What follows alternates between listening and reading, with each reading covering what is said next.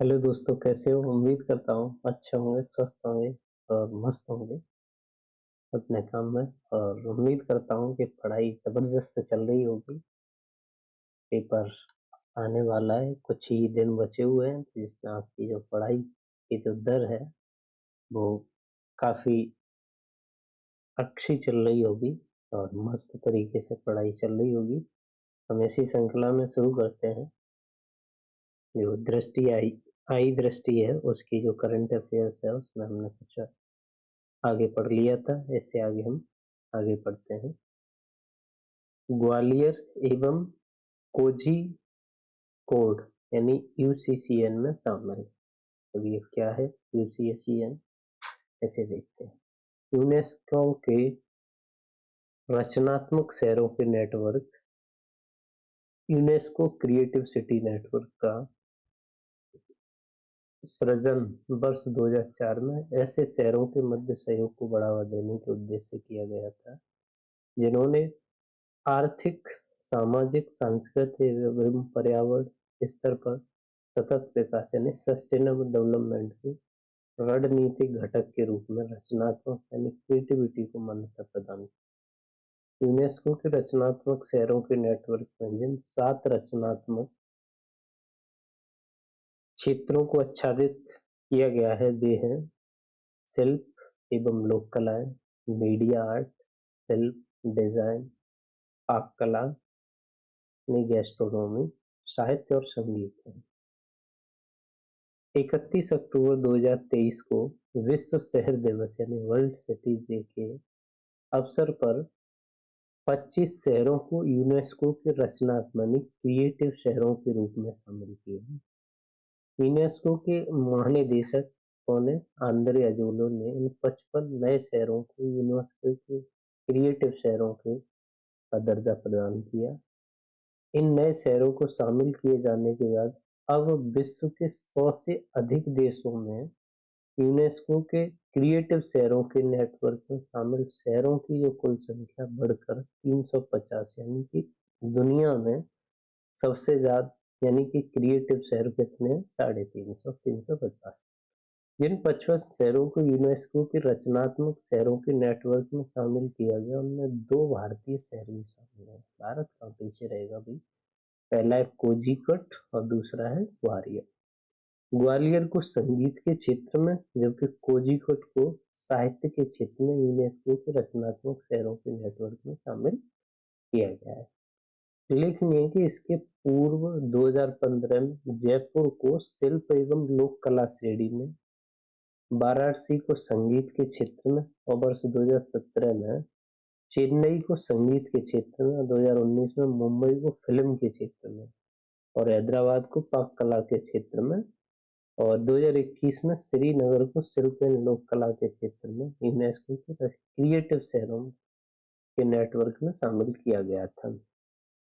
स्पष्ट है कि ग्वालियर और कोझिकोड को शामिल किए जाने के बाद यूनेस्को के रचनात्मक शहरों के नेटवर्क में अगर भारतीय शहरों की कुल संख्या की बात करी जाए तो कुल संख्या कितनी हो गई है? 8। पहले 6 थी। ग्वालियर मध्य प्रदेश को यूनेस्को को संगीत का शहर, यूनेस्को ने ग्वालियर के मध्य प्रदेश जो शहर है उसे संगीत के शहर सिटी ऑफ म्यूजिक के रूप में मान्यता प्रदान की। वहीं ग्वालियर की यह ख्याति संगीत के क्षेत्र के दिग्गज यथा संगीत सम्राट तानसेन और बैजू बावरा के कारण स्थापित है। कोझिकोड केरल को यूनेस्को के साहित्य शहर के रूप में मान्यता प्रदान की। साहित्य के क्षेत्र में यूनेस्को के रचनात्मक शहरों के नेटवर्क में शामिल होने वाला ये प्रथम भारतीय शहर है। तो इसलिए ध्यान रहे कि कोझिकोड वार्षिक केरल साहित्य महोत्सव का स्थायी आयोजन स्थल है, यानी कि केरल साहित्य महोत्सव का स्थायी आयोजन स्थल है। आगे जो हमारा टॉपिक है वो इजराइल फिलिस्तीन विवाद। इजराइल और फिलिस्तीन के विवाद हो गया। इजराइल फिलिस्तीन क्षेत्र में अवस्थित यरूशलेम की समस्या इजराइल फिलिस्तीन विवाद संबंधी बुनियादी समस्याओं में से एक है। ध्यान रहे कि इस्लाम ईसाई एवं यहूदी धर्मों के क्षेत्र में संबंधित अपने अपने दावे हैं। 1948-49 के इजरायली अरब युद्ध में इजराइल ने पश्चिमी यरूशलेम जबकि जॉर्डन ने पूर्वी यरूशलेम पर अधिकार कर लिया था। 1967 में इजराइल ने पूर्वी यरूशलेम जॉर्डन से छीन लिया। इजराइल पूरे यरूशलेम को पवित्र राजधानी के रूप में मानता है, जबकि फिलिस्तीन पूर्वी यरूशलेम को भविष्य के फिलिस्तीनी राष्ट्र की राजधानी मानता है। यानी कि इजराइल पूरे यरूशलेम को मानता है कि हमारे पवित्र स्थान है हमारे लिए, और फिलिस्तीन मानता है कि पूर्वी जो यरूशलेम है वो फिलिस्तीन का राष्ट्र की राजधानी मानता है। मूल फिलिस्तीनी मुख्य रूप से गाजा पट्टी तथा वेस्ट बैंक में निवास करते हैं। वर्तमान में गाजा पट्टी पर हमास नामक जो सैन्य संगठन का शासन है, यानी कि गाजा पट्टी पर किसका शासन है? हमास का। फिलिस्तीन की मांग है कि इजराइल अपनी सीमा को वर्ष 1967 की पहले की स्थिति में ले जाए। मतलब फिलिस्तीन ये कह रहा है कि इजराइल की सीमाएं जो 1967 से पहले थी वही रख ले। इजराइल अपनी विस्तारवादी जो प्रवृत्ति छोड़े और पूर्वी यरूशलेम स्वतंत्र फिलिस्तीन राष्ट्र की राजधानी बने। ये बात है। तो इसमें 7 अक्टूबर 2023 को उग्रवादी संगठन यानी हमास ने इजराइल पर हमला कर दिया है। यानी कि जो हमास का जो फिलिस्तीन पर कब्जा है यानी फिलिस्तीन पर राज्य कर रहा है, उसने तो हमास ने इजराइल पे 7 अक्टूबर 2023 को कब्जा मतलब आक्रमण कर दिया, हमला कर दिया। हमला द्वारा इजराइल पर किए गए हमले का जो ऑपरेशन अल अक्सा फ्लड नाम दिया गया, यानी कि जो हमला का जो नाम दिया ऑपरेशन अल अक्सा फ्लड। इस ऑपरेशन को का सांकेतिक अर्थ इजराइल द्वारा पवित्र अल अक्सा मस्जिद पर की गई इजरायली बर्बरता का उत्तर देना है। यानी कि इस ऑपरेशन का सांकेतिक अर्थ है कि इजराइल द्वारा पवित्र अल अक्सा मस्जिद पर की गई इजरायली बर्बरता का उत्तर देना है।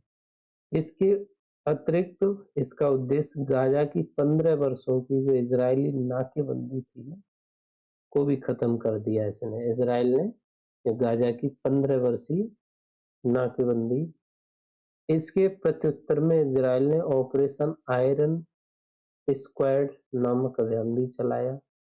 27 अक्टूबर 2023 को संयुक्त राष्ट्र महासभा ने गाजा पट्टी में मानवीय सहायता की निर्बाध पहुंच तथा इजराइल हमास संघर्ष रोकने हेतु प्रस्ताव पारित किया। संयुक्त राष्ट्र आ गया, कूद गया बीच में। इस प्रस्ताव के समर्थन में 120 देशों ने मतदान किया, जब 14 देश इसके विरोध में थे। 45 देश यानी भारत सहित मतदान के समय अनुपस्थित रहे। इस प्रस्ताव का विरोध करने वाले देशों में इजराइल एवं अमेरिका शामिल है। भारत इजराइल फिलिस्तीन क्षेत्र में 2 स्टेट्स थ्योरी का समर्थन करता है। इसमें एक स्वतंत्र संप्रभु फिलिस्तीन का पक्ष समाहित है। ध्यान रहे कि हमास इजराइल संघर्ष में भारत के विदेश मंत्रालय ने अक्टूबर 2023 में अपने पुराने रुख को दोहराते हुए 2 स्टेट्स थ्योरी का ही समर्थन किया। इजराइल हमास के संघर्ष में विदेश मंत्रालय ने अपना जो पुराना रुख अपनाते हुए 2 स्टेट थ्योरी का ही समर्थन किया। हमास इजराइल के चलते भारत सरकार 11 अक्टूबर 2023 को इजराइल से भारत नागरिकों को सुरक्षित निकालने के लिए ऑपरेशन अजय का शुभारंभ किया। इस युद्ध के दौरान 24 से 30 नवंबर 2023 के मध्य इजराइलियन हवास के नेतृत्व वाले फिलिस्तीन उग्रवादी समूह के बीच अस्थायी युद्ध विराम लागू हुआ। यानी 24 से 30 नवंबर के बीच दोनों थम गए। आगे धोरडो सर्वश्रेष्ठ पर्यटन गांव गुजरात का। सर्वश्रेष्ठ पर्यटन वेस्ट टूरिज्म विलेज संयुक्त राष्ट्र पर्यटन संगठन UNWTO की एक पहल है।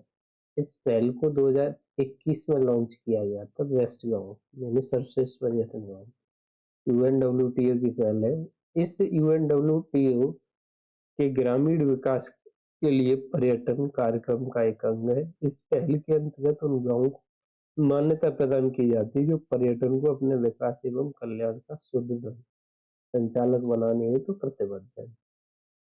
UNWTO की महासभा का जो 25वां सत्र 16 से 20 अक्टूबर 2023 के मध्य समरकंद उज्बेकिस्तान में आयोजित किया।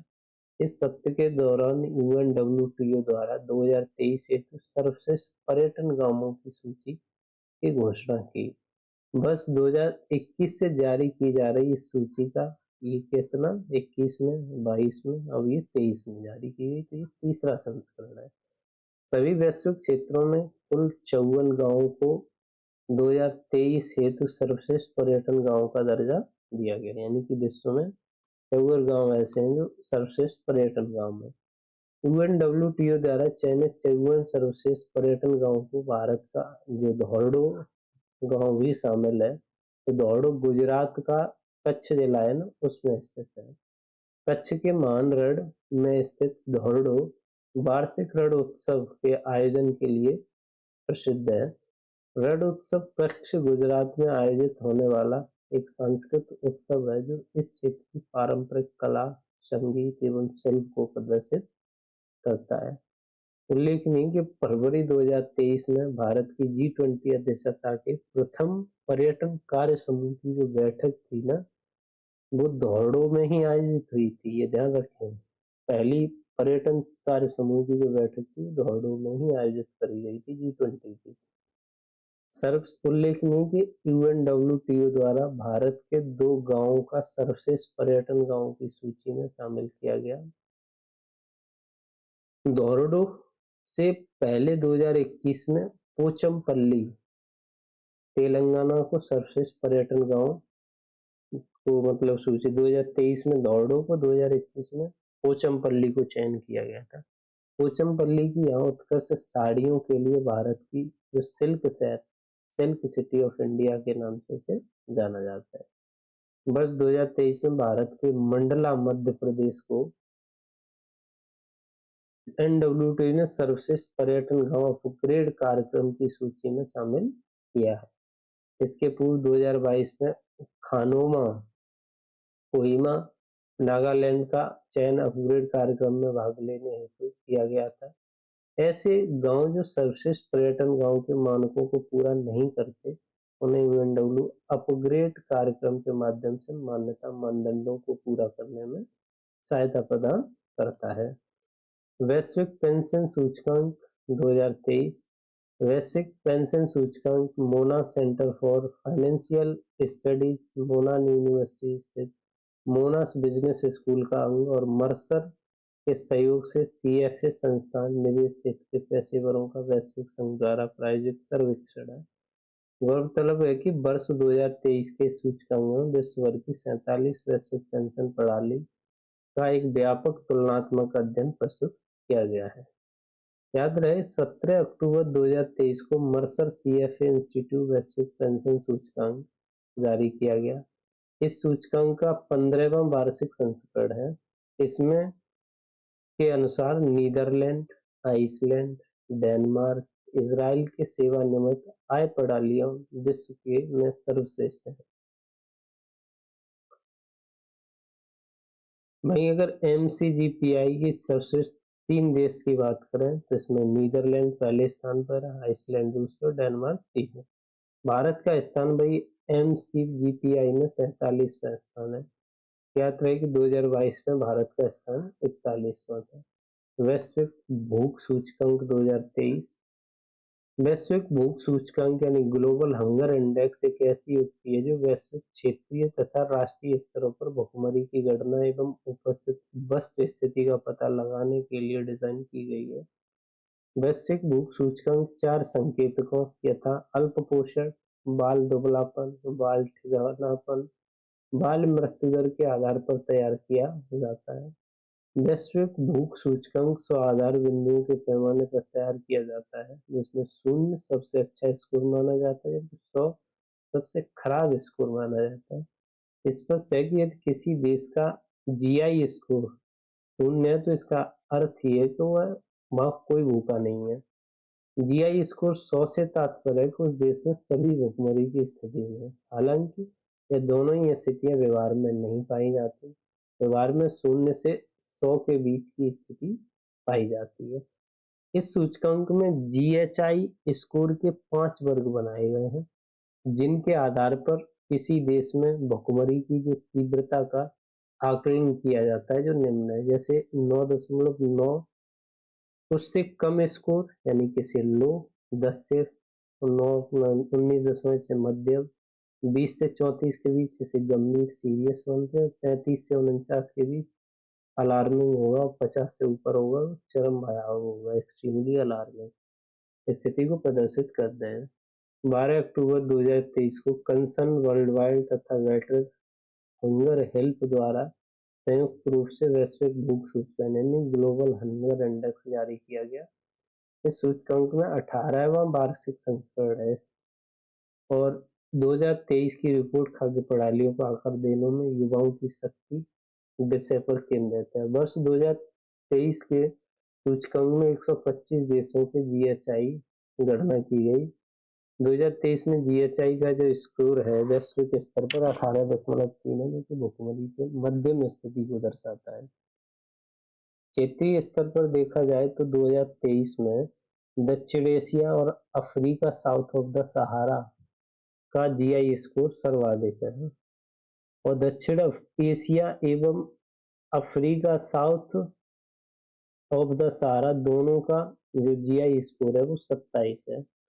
ये स्कोर इन क्षेत्रों में भुखमरी की गंभीर स्थिति को प्रदर्शित करता है और क्षेत्रीय दृष्टि से वर्ष 2025-23 में यूरोप एवं मध्य एशिया का जीआई स्कोर सबसे न्यूनतम है, जो कि भुखमरी की निम्न स्थिति को प्रदर्शित करता है।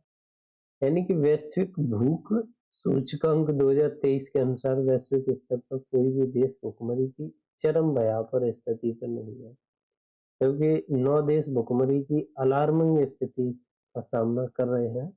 9 देशों में से 6 देशों में यथा मध्य अफ्रीका गणराज्य, कांगो लोकतंत्र गणराज्य, लेसोथो, मेडागास्कर, नाइजर, यमन और उनके वर्ष 2023 के जीआई स्कोर के आधार पर भुखमरी की भयावह स्थिति में वर्गीकृत किया गया है, जबकि 3 अन्य देश यथा बुरुंडी, सोमालिया, दक्षिण अफ्रीका, सूडान ये उपलब्ध आंकड़े पर्याप्त होने के कारण जीआई स्कोर की गणना नहीं की जा सकी और उन्हें अन्य ज्ञात कारकों के आधार पर अंतिम रूप से भुखमरी भयावह स्थिति में ही वर्गीकृत किया है।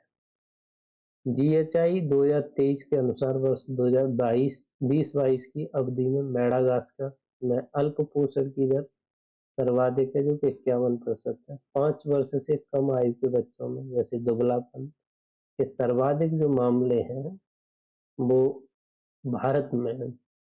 वर्ष 18-22 की अवधि में 5 वर्ष से कम आयु के बच्चों का जो ठिगापन है, स्टनिंग है, जो ये मामले बुरुंडी में सर्वाधिक है। बुरुंडी में जो ठिगापन स्टनिंग है ना, तो उसमें बुरुंडी में 5 वर्ष से कम आयु के बच्चों की जो मृत्यु दर है वो नाइजर में सबसे ज्यादा है। यानी कि अगर ठिगापन की बात करें तो बुरुंडी में सबसे ज्यादा है। दुबलापन की बात करें तो 5 वर्ष से कम बच्चों में सबसे ज्यादा जो वेस्टिंग है, दुबलापन है, वो भारत में है। ठिगापन बुरुंडी में और मृत्यु दर की बात करें तो नाइजर में सबसे ज्यादा बच्चे 5 वर्ष से कम के बच्चे हैं, उनकी मृत्यु होती है 11% लगभग। वैश्विक भूख सूचकांक में 20 ऐसे देश हैं जिनका जीआई स्कोर 5 से कम है। इन देशों को अलग अलग व्यक्तिगत रैंक प्रदान नहीं की गई है, बल्कि समूह रूप से इन्हें 1 से 20 रैंक तक सूचीबद्ध किया गया। 20 देशों में जैसे चिली है, चीन है, क्रोएशिया है, कुवैत है, लाटविया है, सर्बिया, तुर्की आदि शामिल है। उज्बेकिस्तान का जीआई स्कोर है जीएचआई 5। इस सूचकांक में 21वें स्थान पर है उज्बेकिस्तान। देख लेते हैं जीएचआई स्कोर के ब्रिक्स देशों की स्थिति क्या है भाई, है ना। तो इसमें ब्राजील है तुम्हारा ब्रिक्स में, ये 32वें स्थान पर है। जीएचआई स्कोर इसका 6.7 है। रूसी संघ है वो 26वें स्थान पर है, इसका 5.8 है। भारत 111वें स्थान पर है भूखमरी में। जो कि 28.7% GI से स्कोर है इसका। चीन है 5 से कम है, 120 के समूह में है इसे, ठीक है। दक्षिण अफ्रीका 58वें नंबर पर GHI इसका स्कोर। अंतिम की बात करें तो सबसे ज्यादा जो मध्य अफ्रीकी गणराज्य है, यानी 125 रैंक, 24 और 23, यानी सब टोटल 125, तो सबसे नीचे मध्य अफ्रीका गणराज्य है, जो सबसे गरीब, मतलब भूख से तड़प रहे हैं, यानी चरम सीमा पे तो है ही। वैश्विक भयावह स्थिति है, लेकिन ज्यादा भयावह नहीं है, यानी कि एक्सट्रीमली अलार्मिंग नहीं है। वो 50 से ऊपर जाएगी, GHI जो 50 से ऊपर होगा, लेकिन ये 50 से नीचे है, तो इसलिए हम इसे ये कह सकते हैं कि अलार्मिंग स्थिति है, अलार्मिंग पोजीशन तो है ही। नोबेल पुरस्कार 2023 की बात कर लें तो 24 अक्टूबर 1833 को स्टॉकहोम में जन्मे स्वीडिश आविष्कारक हैं, ये उद्यमी भी हैं, अल्फ्रेड नोबेल नोबेल पुरस्कार के संस्थापक हैं। नोबेल फाउंडेशन द्वारा प्रशासित भौतिकी, रसायन, चिकित्सा, साहित्य और शांति के क्षेत्र में पुरस्कार को 1901 में प्रदान किए जा रहे हैं, जबकि अल्फ्रेड नोबेल की स्मृति में अर्थशास्त्र के नोबेल पुरस्कार की स्थापना स्वेरिजेस बैंक, यानी स्वीडन का जो केंद्रीय बैंक ने 1968 में की थी। अर्थशास्त्र का जो नोबेल पुरस्कार पहली बार 1969 में प्रदान किया गया था। इसी क्रम में 2023 के में विभिन्न क्षेत्रों में नोबेल पुरस्कारों की घोषणा की गई है। देखते हैं अर्थशास्त्र का नोबेल 2023 का किसे दिया गया, जो 9 अक्टूबर 2023 को स्टॉकहोम में स्वीडन स्थित the royal Swedish academy of science द्वारा 2023 हेतु अर्थशास्त्र का नोबेल पुरस्कार की घोषणा की गई। यह पुरस्कार क्लाउडिया गोल्डिन को दिया गया, और क्लाउडिया गोल्डिन अर्थशास्त्र का नोबेल जीतने वाली तीसरी महिला है। इनसे पूर्व 2009 में एलिनोर ऑस्ट्रोम ने जीता, 2019 में एंथर डफलो ने साहित्य में जीता था। क्लाउडिया गोल्डिन अर्थशास्त्र के नोबेल पुरस्कार की पहली ऐसी महिला विजेता है जिन्होंने यह पुरस्कार अकेले जीता है, जैसे किसी को संग संग दे दिया जाता था, है ना। जबकि पहली दो महिलाओं विजेताओं ने पुरस्कार संयुक्त रूप से जीता था। क्लाउडिया गोल्डन अमेरिकी अर्थशास्त्री, हार्वर्ड विश्वविद्यालय की प्रोफेसर हैं। उन्होंने महिलाओं के संदर्भ में श्रम बाजार यानी लेबर मार्केट के परिणामों के बारे में हमारी समझ को उन्नत करने के लिए पुरस्कार प्राप्त किया है।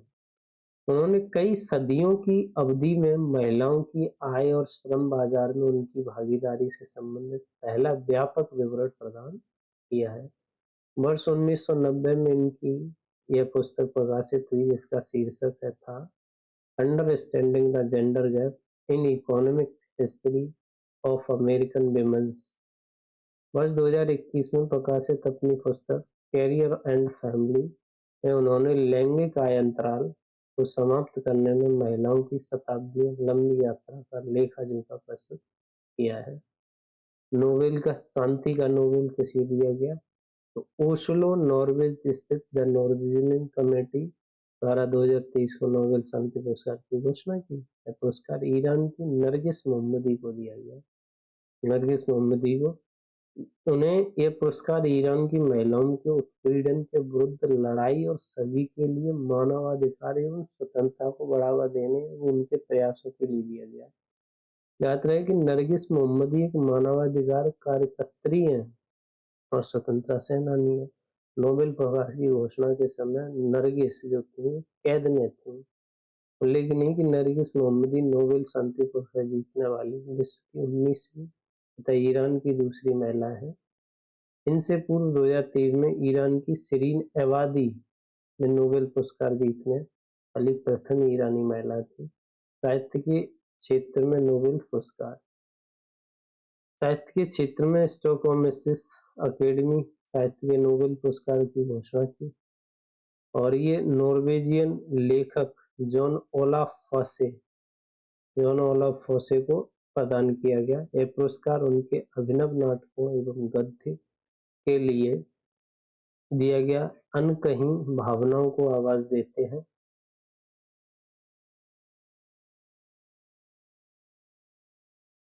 नॉर्वेजियन नाइसॉर्क नॉर्वेजियन भाषा के एक साहित्यिक रूप में लिखी गई विभिन्न शैलियों में विस्तृत उनकी विशाल कृतियों में नाटक, उपन्यास, कविता संग्रह, निबंध, बच्चों की पुस्तकें, अनुवाद इत्यादि शामिल। 1983 में उनका जो प्रथम उपन्यास था राउट स्वार्ड अर्थात रेड ब्लैक प्रकाशित हुआ था। जॉन फॉसे ने जिस शैली में अपने उपन्यास लिखे हैं उसे फॉसे मिनिमलिज्म के नाम से जाना जाता है। रसायन का नोबेल किसे मिला? तो स्टॉकहोम में स्वीडन स्थित स्वीडिश अकेडमी ने ये घोषणा की नोबेल की। इस वर्ष संयुक्त रूप से जिन 3 वैज्ञानिकों को प्राप्त किया, ये Moungi G Bawendi, Massachusetts institute of technology America, Louis Brus Columbia विश्वविद्यालय अमेरिका को मिला और अलेक्सी नैनोक्रिस्प्स टेक्नोलॉजी के लिए अलेक्सी को मिला। इन तीनों वैज्ञानिकों को यह पुरस्कार क्वांटम डोटम के खोज में के लिए दिया गया। मैगी जी को और लुइस ब्रूस को और अलेक्सी को एक दूसरे से स्वतंत्र रूप से एकमुश्त ब्रूस के क्वांटम डॉट्स के निर्माण में सफलता प्राप्त की, जबकि बावेंडी ने रसायन उत्पाद की क्रांति ला दी। संयुक्त रूप से इन तीनों वैज्ञानिकों नैनो टेक्नोलॉजी के क्षेत्र में एक महत्वपूर्ण बीज का रोपण किया। क्वांटम डॉट्स नैनोमीटर के आकार के अर्धचालक क्रिस्टल होते हैं। क्वांटम डॉट्स में कई आकर्षक एवं असाधारण प्रकाशिक गुण होते हैं।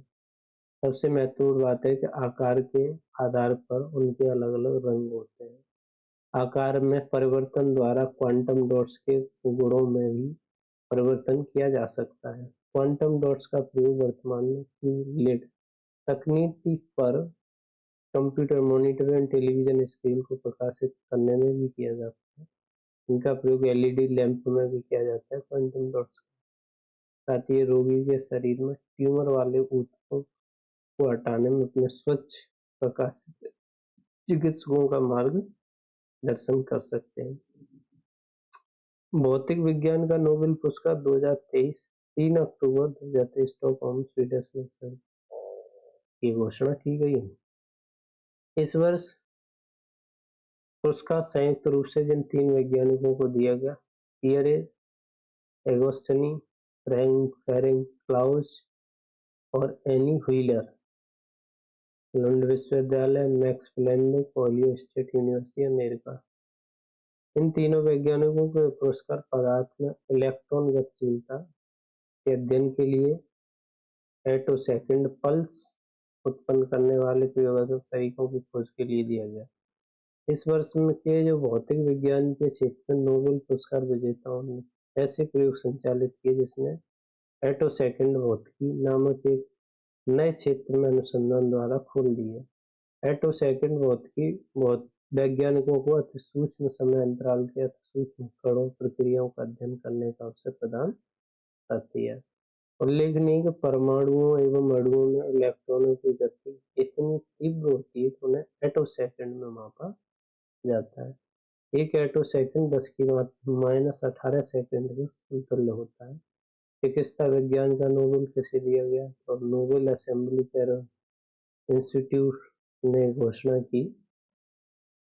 यह पुरस्कार संयुक्त रूप से जिन 2 वैज्ञानिकों को प्रदान किया जाए, यानी कि कैटलिन कार्गो और डू बिशमैन को, जो हंगरी के हैं कैटलिन और डू बिशमैन अमेरिका के। उपरोक्त दोनों वैज्ञानिकों की खोज जो है कोविड-19 के विरुद्ध प्रभावी जो मरना वैक्सीन है, टीकों के विकास में महत्वपूर्ण साबित हुई थी। इन दोनों वैज्ञानिकों को यह पुरस्कार न्यूक्लियोसाइड आधार संसाधनों से संबंधित उनकी खोजों के लिए किया गया, जिसने कोविड-19 के विरुद्ध प्रभावी जो मरना वैक्सीन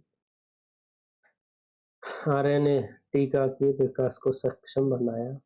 mRNA अर्थात मैसेंजर आरएनए एक प्रकार का न्यूक्लिक अम्ल है जो कि आनुवंशिक सूचना जेनेटिक इंफॉर्मेशन का वहन करता है।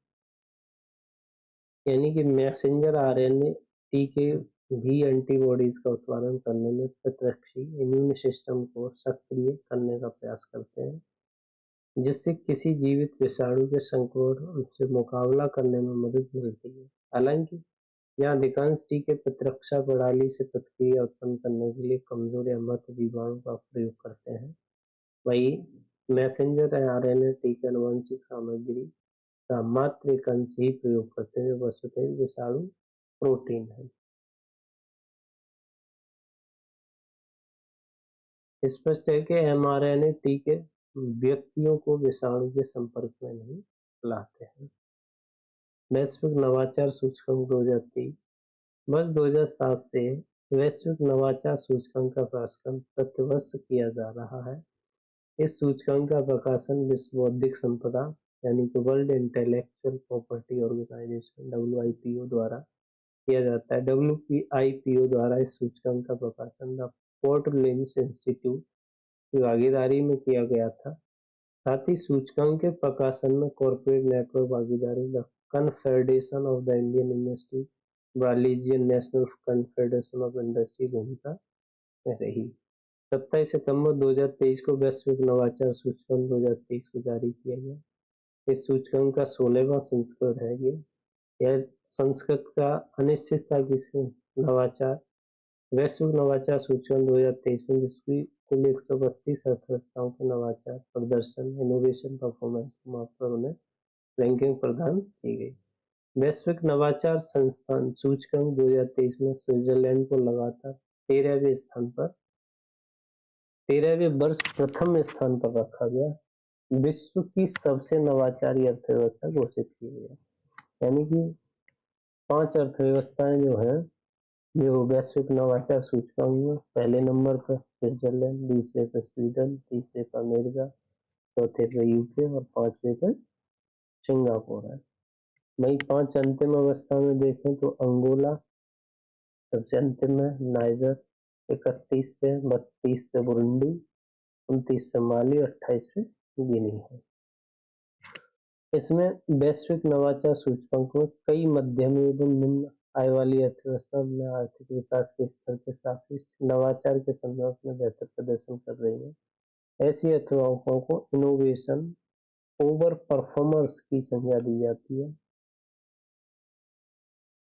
तो कुल 21 अर्थव्यवस्थाओं को GII इनोवेशन ओवर के रूप में सूचीबद्ध किया गया है। भारत, मालडोवा, गणराज्य तथा वियतनाम तीनों लगातार 13वें इनोवेशन ओवर परफॉर्मर्स घोषित किया गया। वैश्विक नवाचार सूचकांक 2023 में भारत की रैंक 40वीं है 38.1 स्कोर के साथ। GH बनाई के साथ भारत 40वें, 2022 में भी 40वें स्थान पर था, 23 में भी 40वें स्थान। मध्य एवं दक्षिण एशिया में भारत को सर्वश्रेष्ठ नवाचारी अर्थव्यवस्था घोषित किया है। भारत निम्न मध्यम आय समूह वाले देशों में शीर्ष स्थान पर है। वैश्विक नवाचार सूचकांक 2023 के साथ क्षेत्रों में भारत की निम्न रैंक है। किस में? जैसे संस्थान में इंस्टीट्यूट में भारत की रैंक 56 है, मानव पूंजी अनुसंधान में 48, बुनियादी इंफ्रास्ट्रक्चर में 84, बाजार मार्केट सोफिस्टिकेशन विशेषज्ञ 20 नंबर, बिजनेस सोफिस्टिकेशन विशेषज्ञता में 57, ज्ञान एवं प्रौद्योगिकी नॉलेज एंड टेक्नोलॉजी में 22, वैसे क्रिएटिव आउटसोर्स है 49वें नंबर पे। विज्ञान एवं प्रौद्योगिकी नवाचार क्लस्टर से जो है वैश्विक नवाचार सूचकांक 2023 के तहत वर्ष 2023 में विश्व के सबसे बड़े विज्ञान एवं प्रौद्योगिकी नवाचार जो क्लस्टर्स की भी घोषणा की गई है। टोक्यो योकोहामा जापान का विश्व का सबसे बड़ा विज्ञान एवं प्रौद्योगिकी हब है। विश्व के 100 विज्ञान प्रौद्योगिकी क्लस्टर्स में भारत के 4 शहर शामिल हैं, बंगलुरु, दिल्ली, मुंबई और चेन्नई। टाइम वैश्विक विश्वविद्यालय रैंकिंग टाइम्स मैगजीन में विश्वविद्यालय रैंकिंग जारी करती है 2024 की। टाइम वैश्विक विश्वविद्यालय रैंकिंग ब्रिटिश पत्रिका टाइम्स हायर एजुकेशन का एक वार्षिक आकाशा ने 2024 की रैंकिंग नई वैश्विक रैंकिंग 3.0 के तहत आधारित इस प्रविधि के अंतर्गत किसी भी इस संस्थान के प्रदर्शन को 5 क्षेत्रों में विभक्त यानी 18 प्रदर्शन संकेतकों के आधार पर मापा जाता है। ये जो 5 हैं जैसे टीचिंग, अनुसंधान पसंद, रिसर्च एनवायरनमेंट, अनुसंधान गुणवत्ता यानी रिसर्च क्वालिटी, और अंतरराष्ट्रीय दृष्टिकोण इंटरनेशनल आउटलुक, और जो 5वां है उद्योग यानी इंडस्ट्री। 27 सितंबर 2023 को टाइम्स हायर एजुकेशन द्वारा वैश्विक विश्वविद्यालय रैंकिंग 2024 जारी की गई। यह इस रिपोर्ट का 20वां संस्करण है, यानी कि 2024 की रैंकिंग में विश्व के 108 देशों क्षेत्रों में कुल 1904 विश्वविद्यालयों को रैंक प्रदान किया गया। रैंकिंग में अमेरिका के सर्वाधिक संस्थान है जो कि 169 है। टाइम्स वैश्विक विश्वविद्यालय रैंकिंग में 2024 में ऑक्सफोर्ड विश्वविद्यालय को पहले स्थान पर रखा गया है। टाइम्स वैश्विक विश्वविद्यालय रैंकिंग में ऑक्सफोर्ड विश्वविद्यालय को पहले नंबर में। इस रैंकिंग में लगातार 8वीं बार जैसे पढ़ेंगे और रिवीजन हो जाएगा। ऑक्सफोर्ड पहले स्थान पर है। स्टैनफोर्ड विश्वविद्यालय अमेरिका का दूसरे स्थान पर। मैसाचुसेट्स इंस्टीट्यूट अमेरिका का ये तीसरे नंबर। टाइम वैश्विक विश्वविद्यालय रैंकिंग 2023 में कोई भी भारतीय विश्वविद्यालय शीर्ष 200 विश्वविद्यालय की सूची में स्थान नहीं बना पाया। संघ रैंकिंग के अनुसार भारतीय विज्ञान संस्थान बेंगलुरु भारत का शीर्ष स्थान है। इस रैंकिंग में 201 से 205 में शामिल किया गया है। उल्लेखनीय कि भारत के कुल 91 संस्थानों को इस रैंक में स्थान प्राप्त किया, 200 से 250 के बीच में। टाइम्स वैश्विक रैंकिंग 2023 5 भारतीय कौन कौन से हैं, तो 201 से 250 के बीच यानी भारतीय विज्ञान संस्थान बेंगलुरु और कर्नाटक, और 500 से 600 के बीच में अन्ना विश्वविद्यालय चेन्नई तमिलनाडु, 500 से 600 जामिया मिलिया इस्लामिया नई दिल्ली, 500 महात्मा गांधी विश्वविद्यालय केरल, 501 से 600 की Shoolini university of biotechnology and management science Bajhol Himachal Pradesh. Uttar Pradesh स्थित 2 संस्थान यथा यानी अलीगढ़ मुस्लिम विश्वविद्यालय और बनारस हिंदू विश्वविद्यालय 601 और 800 के बीच में शामिल है। भारत संयुक्त राष्ट्र क्षमता निर्माण पहल। वैश्विक दक्षिण शब्द की शुरुआत उन देशों को संदर्भ करने से हुई जो औद्योगिकरण के युग से बाहर रह गए थे। यानी वैश्विक यानी ग्लोबल साउथ शब्द का पहली बार प्रयोग 1969 में राजनीतिक करता था जो कार्ल ओग्लेस्वी द्वारा किया गया था। वैश्विक दक्षिण यानी ग्लोबल साउथ में मुख्यतः Africa, Latin America, Caribbean, Asia में यानी इजराइल, जापान और दक्षिण कोरिया को छोड़कर ओसेनिया यानी ऑस्ट्रेलिया, न्यूजीलैंड को छोड़कर क्षेत्र शामिल है। वैश्विक दक्षिण से तात्पर्य उन देशों से है जिन्हें विकासशील, कम विकसित और अविकसित के रूप में जाना जाता है। वैश्विक उत्तर यानी ग्लोबल नॉर्थ अत्यधिक समृद्ध राष्ट्र है, यानी ग्लोबल साउथ वाले विकासशील, कम विकसित, अविकसित राज्य आते हैं ग्लोबल साउथ के अंतर्गत, और ग्लोबल नॉर्थ के अंतर्गत जो सबसे ज्यादा समृद्ध देश है, समृद्ध राष्ट्र है वो आते हैं। तो ज्यादातर जैसे उत्तरी अमेरिका और यूरोप में स्थित है, वो अत्यधिक समृद्ध राज्य है। वहीं इस 2023 को भारत और संयुक्त राष्ट्र द्वारा वैश्विक दक्षिण साउथ हेतु एक संयुक्त क्षमता निर्माण पहल आरंभ की गई। भारत संयुक्त राष्ट्र क्षमता निर्माण पहल की घोषणा New York, India, UN for the global south delivering for development कार्यक्रम के दौरान की गई। इस कार्यक्रम में भारत के विदेश मंत्री एस जयशंकर और 78वीं राष्ट्रीय महासभा के अध्यक्ष डेनिस फ्रांसिस सहित प्रमुख लोगों ने भाग लिया। भारत राष्ट्रीय क्षमता निर्माण पहल का उद्देश्य वैश्विक क्षेत्रों में क्षमता निर्माण और विकास को बढ़ावा देना है। संयुक्त राष्ट्र सभा का 78वां सत्र। संयुक्त राष्ट्र के 6 प्रमुख अंगों में महासभा एक प्रमुख विचार विमर्श नीति निर्धारण प्रतिनिधि अंग। संयुक्त राष्ट्र के सभी सदस्यों देशों को महासभा के प्रतिनिधि होता है, जिससे यह सार्वभौमिक प्रतिनिधित्व वाला एकमात्र संयुक्त राष्ट्र निकाय बन जाता है। प्रत्येक वर्ष सितंबर माह में संयुक्त राष्ट्र के सभी पूर्व सदस्यों को भागीदारी वाले वार्षिक महासभा सत्र और सामान्य बहस जनरल डिबेट का आयोजन न्यूयॉर्क के जनरल असेंबली हॉल में किया जाता है। इस बैठक में विभिन्न राष्ट्रों के राष्ट्राध्यक्ष भाग लेते हैं। 5 सितंबर 2023 को संयुक्त राष्ट्र महासभा के 78वें सत्र का प्रारंभ किया गया।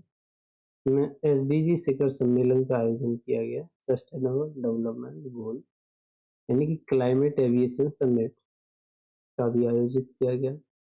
18 से 24 सितंबर 2023 के मध्य यूएनजीए के 78वें सत्र के उच्च स्तरीय खंड का आयोजन किया गया।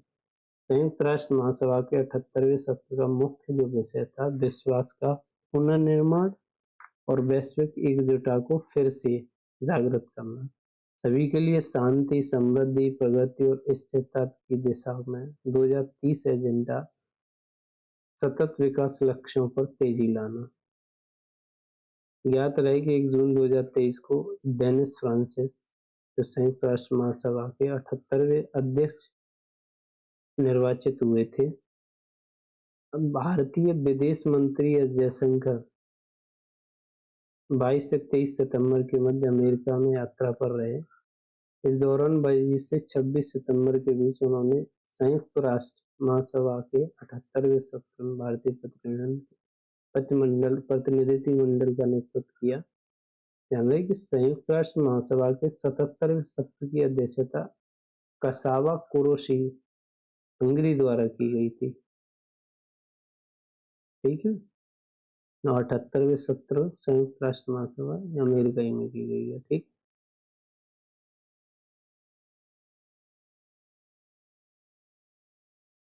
भारत में 2 नए विश्व धरोहर कौन कौन से हैं? पृथ्वी पर स्थित ऐसे स्थल जो मानवता के लिए उत्कृष्ट सार्वभौमिक मूल्य आउटस्टैंडिंग यूनिवर्सल वैल्यू के हैं, विश्व धरोहर की संज्ञा से विभूषित किए जाते हैं। ऐसे स्थलों को भावी पीढ़ियों हेतु संरक्षित करने के लिए यूनेस्को की विश्व धरोहर सूची वर्ल्ड हेरिटेज लिस्ट में शामिल किया जाता है।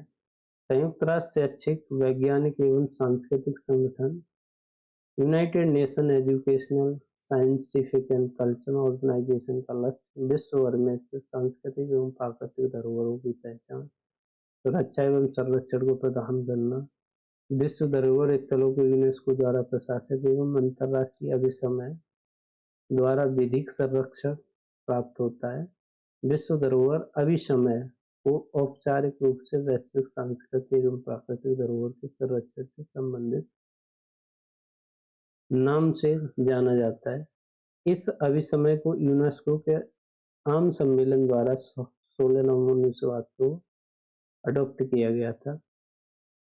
इस अभिसमय प्रथम 20 पक्षधारों द्वारा अनुसमर्थन किए जाने के पश्चात 1975 में लागू किया। वर्तमान में विश्व धरोहर अभिसमय के पक्षवार देशों की कुल संख्या 195 है। भारत भी विश्व धरोहर अभिसमय का एक पक्षकार है। यूनेस्को की विश्व धरोहर समिति 45वीं वार्षिक आम बैठक का आयोजन 10 से 25 सितंबर 2023 के मध्य रियाद, सऊदी अरब में संपन्न हुआ। इस बैठक के दौरान इन समिति द्वारा विश्व भर में कुल 42 नए स्थलों को यूनेस्को की विश्व धरोहर सूची में शामिल किया। इस 42 स्थलों में 33 सांस्कृतिक यानी कल्चरल और प्राकृतिक स्थल हैं। इन नए स्थलों को शामिल किए जाने के बाद विश्व के 168 देशों में विश्व धरोहर की कुल संख्या 1199 हो गई है। 1199 में 933 सांस्कृतिक स्थल हैं, 227 प्राकृतिक है, 39 मिश्रित है। विश्व धरोहर समिति की 45वीं बैठक के दौरान भारत के 2 नए विश्व धरोहर को दर्जा दिया, जिसमें कौन कौन थे? एक शांति निकेतन पश्चिम बंगाल का है। होयसल का पवित्र मंदिर समूह कर्नाटक का है। शांति निकेतन को भारत का 41वां तथा होयसल मंदिर को 42वां विश्व धरोहर स्थल घोषित किया गया। इस प्रकार से भारत में कुल 42 विश्व धरोहर स्थल, जो कि 34 सांस्कृतिक स्थल है, 7 प्राकृतिक और 1 स्थल मिश्रित है। वर्तमान में भारत विश्व धरोहर सूची स्थलों की संख्या में विश्व में 6ठे स्थान पर है। यानी इस दृष्टि से इटली विश्व धरोहर में पहले स्थान पर है। शांति निकेतन के बारे, शांति निकेतन पश्चिम बंगाल के वीरभूमि जिले में स्थित है। यह पश्चिम बंगाल में एक ग्रामीण स्थान पर स्थित है और यह प्रसिद्ध कवि, दार्शनिक एवं साहित्य नोबेल पुरस्कार विजेता रविंद्रनाथ टैगोर के कार्यों में दर्शन से जुड़ा हुआ है।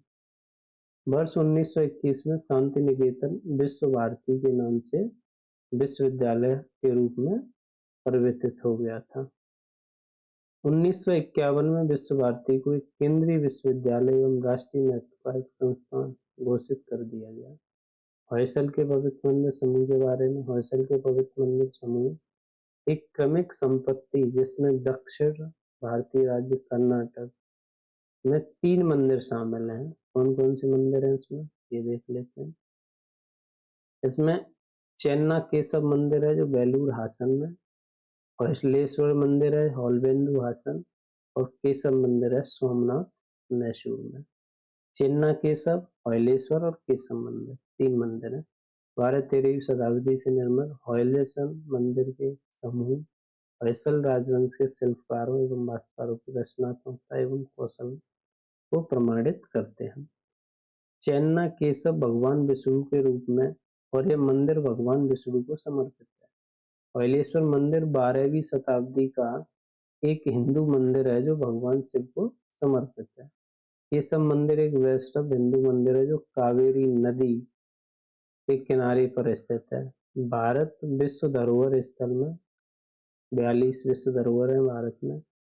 आगरा, अजंता की गुफाएं, एलोरा की गुफाएं महाराष्ट्र, ताजमहल उत्तर प्रदेश, महाबलीपुरम स्मारक तमिलनाडु, सूर्य मंदिर कोणार्क उड़ीसा, गोवा के चर्च एवं कॉन्वेंट गोवा, फतेहपुर सीकरी उत्तर प्रदेश, हम्पी के स्मारक कर्नाटक, खजुराहो के स्मारक समूह मध्य प्रदेश, एलिफेंटा की गुफाएं महाराष्ट्र, महान जीवित चोल मंदिर तमिलनाडु, पत्तदकल में स्मारकों का समूह कर्नाटक, सांची में बौद्ध स्मारक मध्य प्रदेश, मांग का मकबरा दिल्ली। कुतुब मीनार पुष्पेक दिल्ली। भारत का पर्वतीय जो रेल है दार्जिलिंग पश्चिम बंगाल, नीलगिरी तमिलनाडु, कालका शिमला और हिमाचल प्रदेश में। बोधगया में मां बोधि मंदिर बिहार का, Bhimbetka rock shelter Madhya Pradesh, Champaner Pavagadh Gujarat, Chhatrapati Shivaji terminus Maharashtra, Lal Qila परिसर दिल्ली, जंतर मंतर जयपुर राजस्थान। राजस्थान का पहाड़ी किला चित्तौड़गढ़, कुंभलगढ़, जैसलमेर और रणथंभौर और आमेर और बागरौन। रानी की बाव यानी कि रानी की बावड़ी पाटन जो गुजरात में है। नालंदा बिहार में, नालंदा महाविहार और प्राकृतिक स्थल बिहार। ली कार्बूजिए का वास्तविक शिल्पकार, आधुनिक आंदोलन में उत्कृष्ट योगदान चंडीगढ़। अहमदाबाद का ऐतिहासिक शहर गुजरात। मुंबई के विक्टोरियन गॉथिक और आर्ट डेमोक्लिस महाराष्ट्र। जयपुर शहर राजस्थान।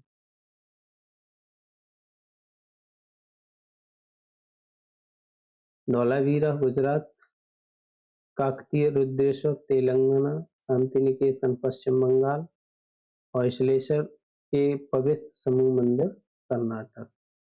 प्राकृतिक स्थल की बात करें तो जो काजीरंगा उद्यान है वो असम में है। केवलादेव राष्ट्रीय उद्यान है वो राजस्थान में। मानस अभ्यारण्य है वो असम में। सुंदरबन राष्ट्रीय उद्यान पश्चिम बंगाल। नंदा देवी फूलों की घाटी उत्तराखंड और पश्चिमी घाट कर्नाटक, केरल, महाराष्ट्र और तमिलनाडु में। केरल, कर्नाटक, केरल, महाराष्ट्र और Tamil Nadu. Great Himalayan national park संरक्षण क्षेत्र हिमाचल प्रदेश। और मिश्रित स्थल में है जो कंचनजंगा राष्ट्रीय उद्यान है जो कि सिक्किम में स्थित। ठीक है, 6 जो स्थल हैं जो प्राकृतिक स्थल हैं और एक में स्थित है कंचनजंगा राष्ट्रीय उद्यान। I2U2 समूह द्वारा संयुक्त अंतरिक्ष उद्यम का अनावरण। I2U2 समूह 4 देशों शामिल हैं, जिसमें I2 से अभिप्राय है इंडिया और इजराइल, U2 से अभिप्राय है संयुक्त राज्य अमेरिका और संयुक्त अरब अमीरात। 18 अक्टूबर 2020 को आयोजित उपयुक्त 4 देशों के विदेश मंत्रियों की बैठक के दौरान इस समूह की परिकल्पना की गई थी। विदित हो तो समूह को आर्थिक सहयोग के लिए अंतर्राष्ट्रीय मंच इंटरनेशनल फोरम फॉर कहा गया था। व्यापक रूप से I2U2 का उद्देश्य 6 पारस्परिक रूप से पहचाने गए क्षेत्रों में संयुक्त निवेश को प्रोत्साहित करना है, यानी कि जल, वाटर ट्रांसफॉर्मेशन, अंतरिक्ष, स्वास्थ्य, खाद्य सुरक्षा और ऊर्जा। 22 सितंबर 2023 को I2U2 समूह द्वारा संयुक्त अंतरिक्ष उद्यम जॉइंट स्पेस वेंचर का अनावरण किया गया। I2U2 समूह के देशों द्वारा न्यूयॉर्क में संयुक्त राष्ट्र महासभा के 78वें सत्र के दौरान घोषणा की गई। I2U2 समूह संयुक्त अंतरिक्ष उद्यम अंतरिक्ष अन्वेषण के क्षेत्र में क्षमताओं, संसाधन और विजन के उल्लेख का अवसर का प्रतिनिधित्व करता है। इस योजना के तहत भागीदार देशों के पास मौजूद अंतरिक्ष आधारित अवलोकन डेटा और क्षमताओं का उपयोग करना शामिल है। I2U2 देशों के मध्य संयुक्त अंतरिक्ष उद्यम आर्टेमिस समझौते के सिद्धांत के अनुरूप है। याद रहे कि I2U2 समूह में शामिल 4 देश आर्टेमिस समझौते हस्ताक्षर किए गए। 14 जुलाई 2022 को I2U2 समूह के शासनाध्यक्ष पहला शिखर सम्मेलन आभासी माध्यम से आयोजित किया गया था। भारत कनाडा का क्या विवाद है भाई, ये देख लो।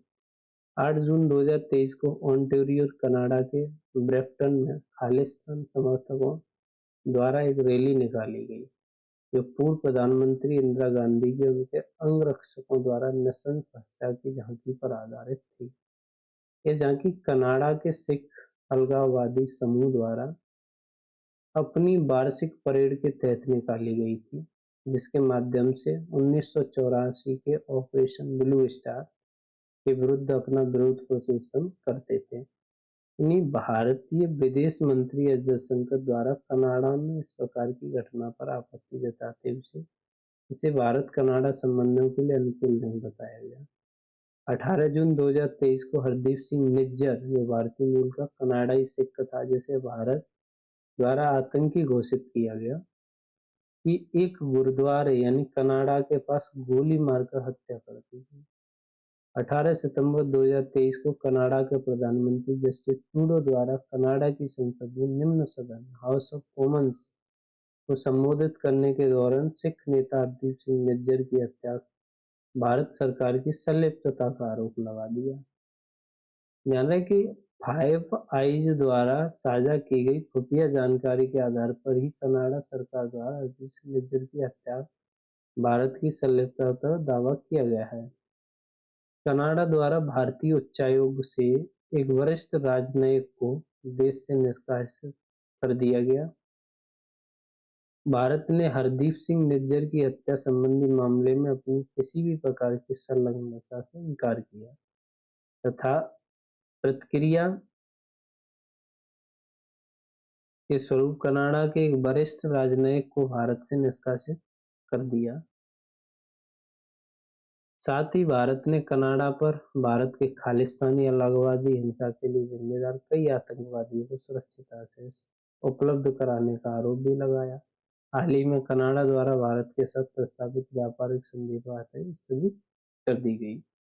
फाइव आइज इंटेलिजेंस एक बहुपक्षीय खुफिया गठबंधन है।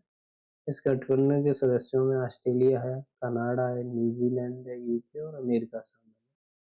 ये राष्ट्र अपने साझा राष्ट्रीय हितों की रक्षा हेतु जानकारी साझा करते हैं, खुफिया मामलों में सहयोग करते हैं। भारत OIML प्रमाण पत्र जारी करता देश। International Organization of Legal Metrology एक अंतर सरकारी संधि संगठन है। इस संगठन की स्थापना 1955 में हुई थी। OIML का मुख्य कार्य है विधिक महाविज्ञान कानून में प्रयोग के लिए वैश्विक मानकों का निर्माण करना। OIML का मिशन को ऐसी प्रभावी विधिक माप और संरचनाओं को स्थापित करने में सक्षम बनाना है जो परस्पर संगत और अंतरराष्ट्रीय स्तर पर मान्यता प्राप्त हो। वर्तमान में OIM के सदस्यों की संख्या 64 है। 14 सितंबर 2023 को केंद्रीय उपभोक्ता मामले में खाद्य एवं सार्वजनिक वितरण मंत्रालय द्वारा जारी विज्ञप्ति के अनुसार भारत विश्व भर में बाट और मापन उपकरणों को बेचने के लिए अंतरराष्ट्रीय स्तर पर स्वीकृत प्रमाण पत्र करने वाला अधिकरण बन गया है। उल्लेखनीय कि अंतरराष्ट्रीय बाजार में बाट एवं मापन उपकरणों को बेचने के लिए OIML मॉडल अनुमोदित प्रमाण पत्र अनिवार्य होता है। यह प्रमाण पत्र अब केंद्रीय उपभोक्ता मामले, खाद्य एवं सार्वजनिक वितरण मामले द्वारा जारी किया जाता है। भारत विश्व का 13वां देश है जो अंतरराष्ट्रीय स्तर पर स्वीकृत OIML प्रमाण पत्र जारी कर सकता है। भारत अब ऑस्ट्रेलिया, चीन, स्विट्जरलैंड, चेक गणराज्य, Germany, Denmark, France, UK, Japan, New Zealand, Sweden, Slovakia जैसे देशों के उस विशिष्ट समूह में शामिल हो गया जो OIML अनुमोदन प्रमाण पत्र जारी करने के लिए अधिकृत है। भारत वर्ष 1956 में OIML का सदस्य बना था। ये ध्यान रखना है। विश्व प्रतिभा रैंकिंग 2023 विश्व प्रतिभा रैंकिंग वर्ल्ड टैलेंट रैंकिंग का प्रकाश संजो इंस्टीट्यूट फॉर मैनेजमेंट डेवलपमेंट यानी IMD द्वारा किया जाता है। इस रैंकिंग के तहत किसी देश के अपनी घरेलू प्रतिभाओं के कौशल योग्यताओं को विकसित करने की क्षमता का मूल्यांकन किया जाता है। साथ ही इसके तहत अंतरराष्ट्रीय प्रतिभाओं को भी आकर्षित करने के साथ साथ स्थानीय प्रतिभाओं को देश में रोक कर रखने की क्षमता का भी आकलन किया जाता है। 2023 में IMD institute of management development world competitiveness centre विश्व प्रतिभा रैंकिंग जारी की।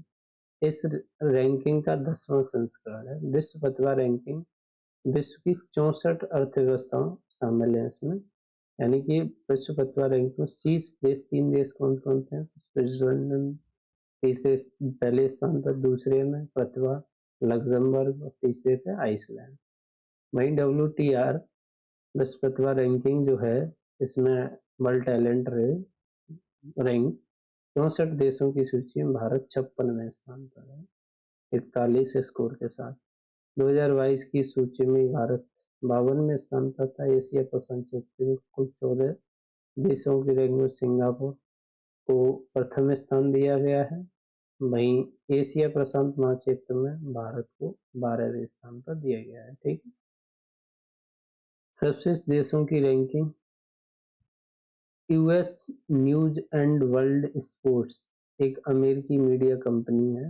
US news and world reports का संपादक मुख्य वाशिंगटन DC में स्थित है।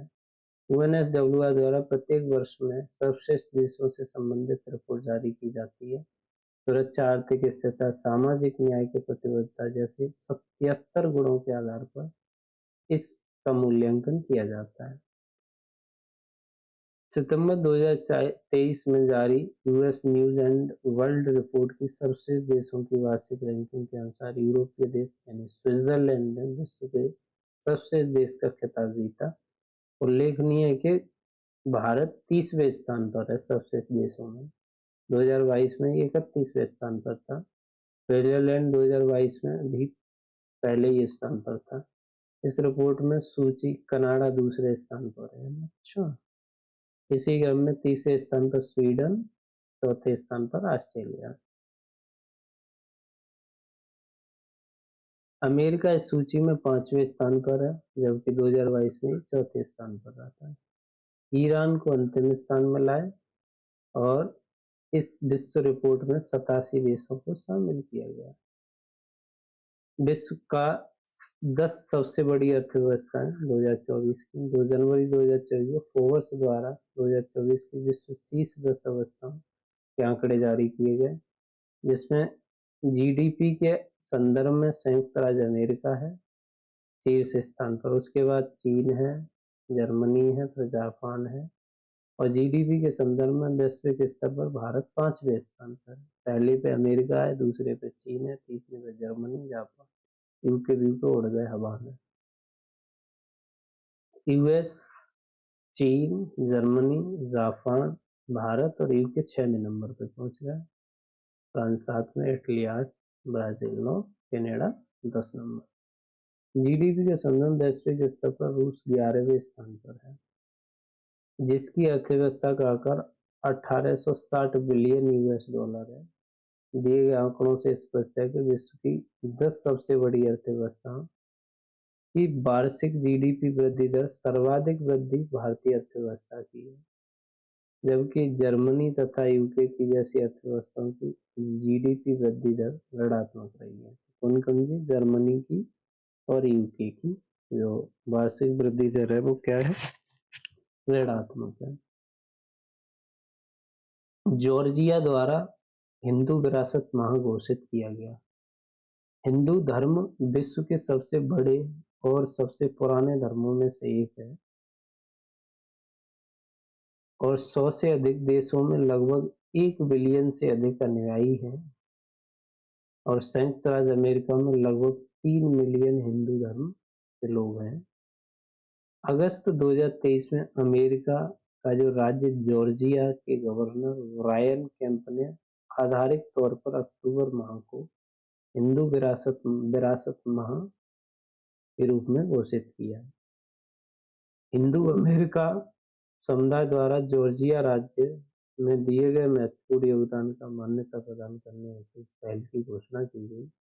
अक्टूबर माह में महात्मा गांधी का जन्म, प्रथम हिंदू त्योहार जैसे नवरात्रि, दशहरा आदि के कारण इस माह का चुनाव हिंदू विरासत माह के रूप में किया गया। ठीक है, जॉर्जिया उन राज्यों की सूची में शामिल हो गया जिन्होंने हिंदू विरासत संस्कृति के महत्व को मान्यता दी है। जैसे इन राज्यों में टेक्सास भी है, ओहियो भी है, न्यू जर्सी भी है, मैसाचुसेट्स भी है, फ्लोरिडा भी है, मिनेसोटा भी है, वर्जीनिया आदि प्रमुख है। अप्रैल 2023 में जॉर्जिया ने हिंदू फोबिया की निंदा करते हुए एक ऐतिहासिक प्रस्ताव भी पारित किया था, जिससे वह ऐसा करने वाला प्रथम अमेरिकी राज्य था। हिंदू फोबिया का जो निंदा प्रस्ताव किसने? जॉर्जिया ने पास किया था।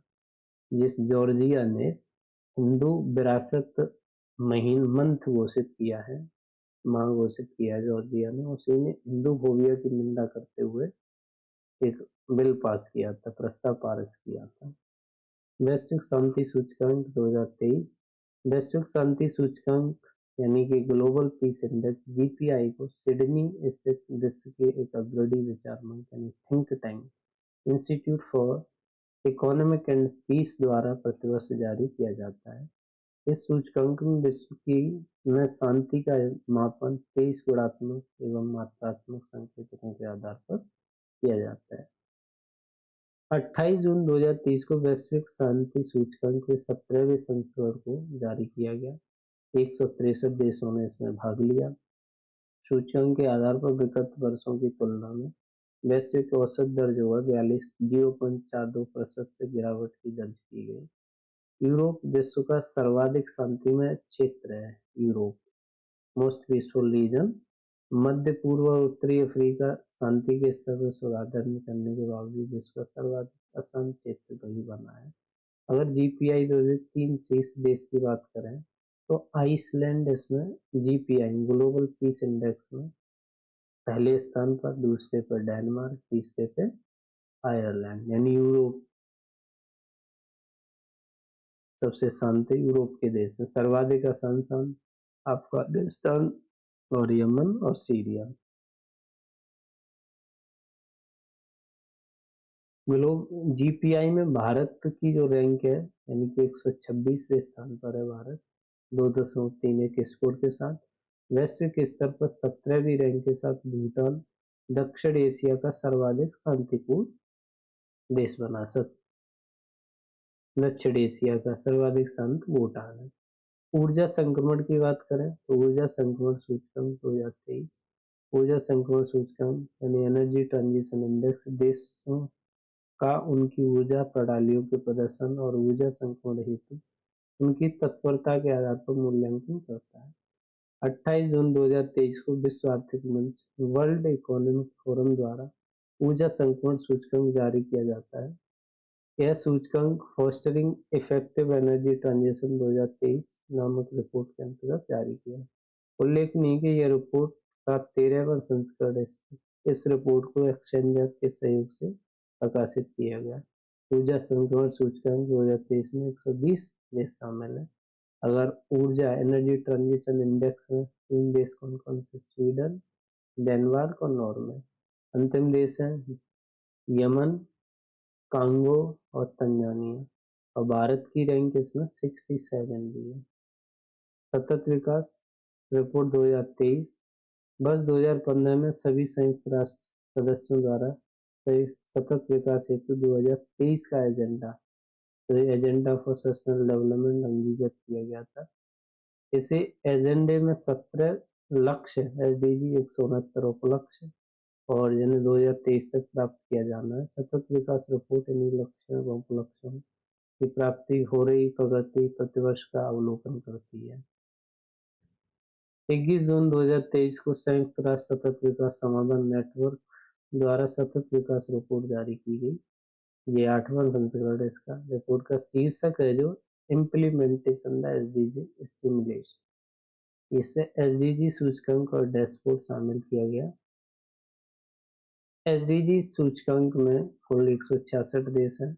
इस सूचकांक में किसी देश को प्राप्त स्कोर खराब संभावित के लिए 0 और लक्ष्य स्कोर के लिए 100 और उसके बीच की स्थिति को फिनलैंड इसमें शीर्ष स्थान पर है SDG में। स्वीडन है, डेनमार्क। अंतिम स्थान पर दक्षिणी सूडान है।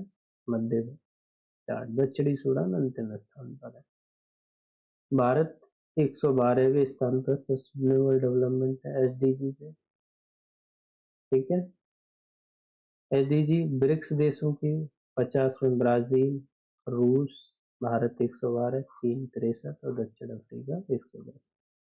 वर्ल्ड यूनिवर्सिटी रैंकिंग 2024 US हिमल्स द्वारा वर्ल्ड यूनिवर्सिटी रैंकिंग जारी की गई। इस रैंकिंग में 20वां संस्करण है।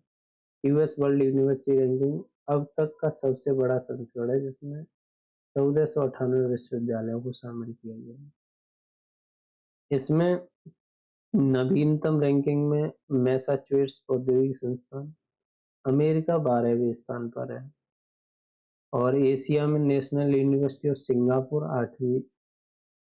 तो वर्ल्ड QS रैंकिंग में भारत के 45 संस्थान शामिल हैं।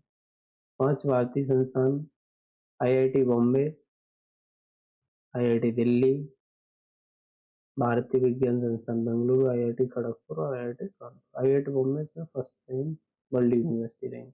ठीक है। टाइम्स हायर एजुकेशन एशिया विश्वविद्यालय रैंकिंग 22 जून 2023 को यूके के पवित्र टाइम्स हायर एजुकेशन द्वारा एशिया यूनिवर्सिटी रैंकिंग जारी की गई। एशिया विश्वविद्यालय रैंकिंग एक 11वां संस्करण है। इस रैंकिंग को तैयार करने में 13 प्रदर्शन संकेतकों का प्रयोग किया जाता है। वर्ष 2023 में एशिया महाद्वीप के 31 क्षेत्रों को 669 शिक्षण संस्थानों की रैंकिंग प्रदान की। जापान में सर्वाधिक 117 विश्वविद्यालय शामिल किए गए। इसमें 95 चीन के और भारत के 75 विश्वविद्यालय जो कि तीसरे स्थान। तो सिंधुआ विश्वविद्यालय चीन का पहले स्थान पर, पेकिंग विश्वविद्यालय चीन का दूसरे, नेशनल यूनिवर्सिटी ऑफ सिंगापुर तीसरे स्थान। 100 शिक्षण संस्थानों में भारत से सिर्फ 4 संस्थान शामिल हैं। वो कौन कौन से हैं? भारतीय विज्ञान संस्थान बेंगलुरु, JSH उच्च संस्थान मैसूर कर्नाटक, शूलिनी जैव प्रौद्योगिकी प्रबंधन विज्ञान Himachal Pradesh. Cost of living city ranking 2023 June 2023 में मर्सर द्वारा कास्ट ऑफ लिविंग सिटी 2023 जारी की गई। 5 महाद्वीप 227 शहरों शामिल। न्यूयॉर्क शहर को कीमतों के आधार पर शहर के रूप में चिन्हित किया गया। मर्सर के सर्वेक्षण के अनुसार हांगकांग रैंक फर्स्ट के रहते हुए सबसे महंगा शहर है। रिपोर्ट के अनुसार इस 10 शहरों में महंगे शहर में मात्र 2 शहर एशिया के, हांगकांग और सिंगापुर। इसके विपरीत 2 शहर सबसे सस्ते हैं, वो एशिया के हैं। 2 शहर पाकिस्तान स्थित कराची और इस्लामाबाद के हैं। आइए भारतीय शहरों की बात करें तो मुंबई महंगाई में, मुंबई, नई दिल्ली, चेन्नई, बेंगलुरु, हैदराबाद, कोलकाता और Pune. World wide cost of living 2023, 30 November 2023 को IEIU द्वारा world wide cost of living नामक रिपोर्ट जारी की।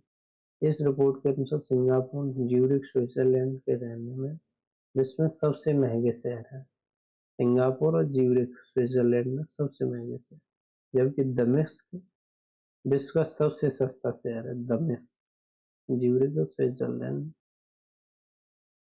विश्व में रहने के लिए 10 सस्ते शहर, 2 भारतीय शहर हैं जिनमें चेन्नई और अहमदाबाद है। सस्ते हैं 63। याद रहे कि सूची में 173 शहरों को शामिल किया गया। ग्लोबल लिवेबिलिटी सूचकांक 2023, इकोनॉमिक इंटेलिजेंस यूनिट द्वारा ग्लोबल लिवेबिलिटी सूचकांक लाइबिलिटी सूचकांक जारी किया गया। सूचकांक में विश्व 173 शामिल है। वियना ऑस्ट्रेलिया को सूचकांक में लगातार दूसरी बार शीर्ष स्थान पर रखा गया। कोपेनहेगन डेनमार्क और मेलबर्न को दूसरा और तीसरा स्थान प्राप्त हुआ। नागरिक अशांति और संघर्षों के कारण दमिश्क सीरिया को अंतिम स्थान पर रखा गया। 5 भारतीय शहर कौन कौन से हैं? तो नई दिल्ली सूचकांक में शामिल है। ग्लोबल लाइबिलिटी में नई दिल्ली, मुंबई, चेन्नई, अहमदाबाद और बंगलुरु। वैश्विक लैंगिक अंतराल रिपोर्ट 2023, वैश्विक लैंगिक अंतराल रिपोर्ट को 2006 में वैश्विक आर्थिक मंच द्वारा जारी किया गया। और स्मरणीय तथ्य है कि 20 जून 2023 को विश्व आर्थिक मंच की 17वीं लैंगिक अंतराल रिपोर्ट 2023 जारी की। यह रिपोर्ट निम्नलिखित आयामों के आधार पर विभिन्न व्याप्त लैंगिक अंतराल का तुलनात्मक अध्ययन प्रस्तुत करती है। आर्थिक भागीदारी और अवसर, इकोनॉमिक पार्टिसिपेशन एंड अपॉर्चुनिटी, शिक्षा प्राप्ति, एजुकेशनल अटेनमेंट, स्वास्थ्य एवं उत्तरजीविता, हेल्थ एंड सर्वाइवल, राजनीतिक सशक्तिकरण, पॉलिटिकल एम्पावरमेंट। इस रिपोर्ट में कुल 140 देश हैं। तुलनात्मक अध्ययन किया गया। इस रिपोर्ट के अनुसार वर्ष 2023 में वैश्विक लैंगिक अंतराल स्कोर रिपोर्ट के अनुसार अभी तक कोई भी देश पूर्ण लैंगिक समानता को प्राप्त नहीं कर सका। हालांकि सूचकांक में शामिल 39 देश Iceland, Norway, Finland, Sweden, Germany, Nicaragua, Namibia, Lithuania 80% तक रैंकिंग में। वैश्विक लैंगिक अंतराल सूचकांक 30, आइसलैंड पहले स्थान पर, नॉर्वे दूसरे, फिनलैंड तीसरे पर। लैंगिक समानता में खराब प्रदर्शन 140वें स्थान पर, अफगानिस्तान 4 और अल्जीरिया। भारत ने अपने 64% लैंगिक अंतराल को समाप्त किया है।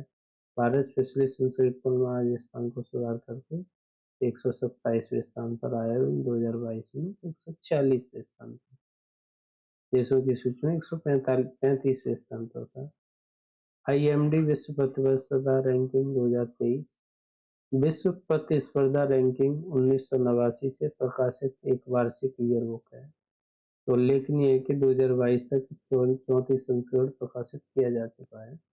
20 जून 2023 को विश्व प्रतिस्पर्धा रैंकिंग वर्ल्ड कॉम्पिटिटिवनेस रैंकिंग 35वें संस्करण को जारी किया गया।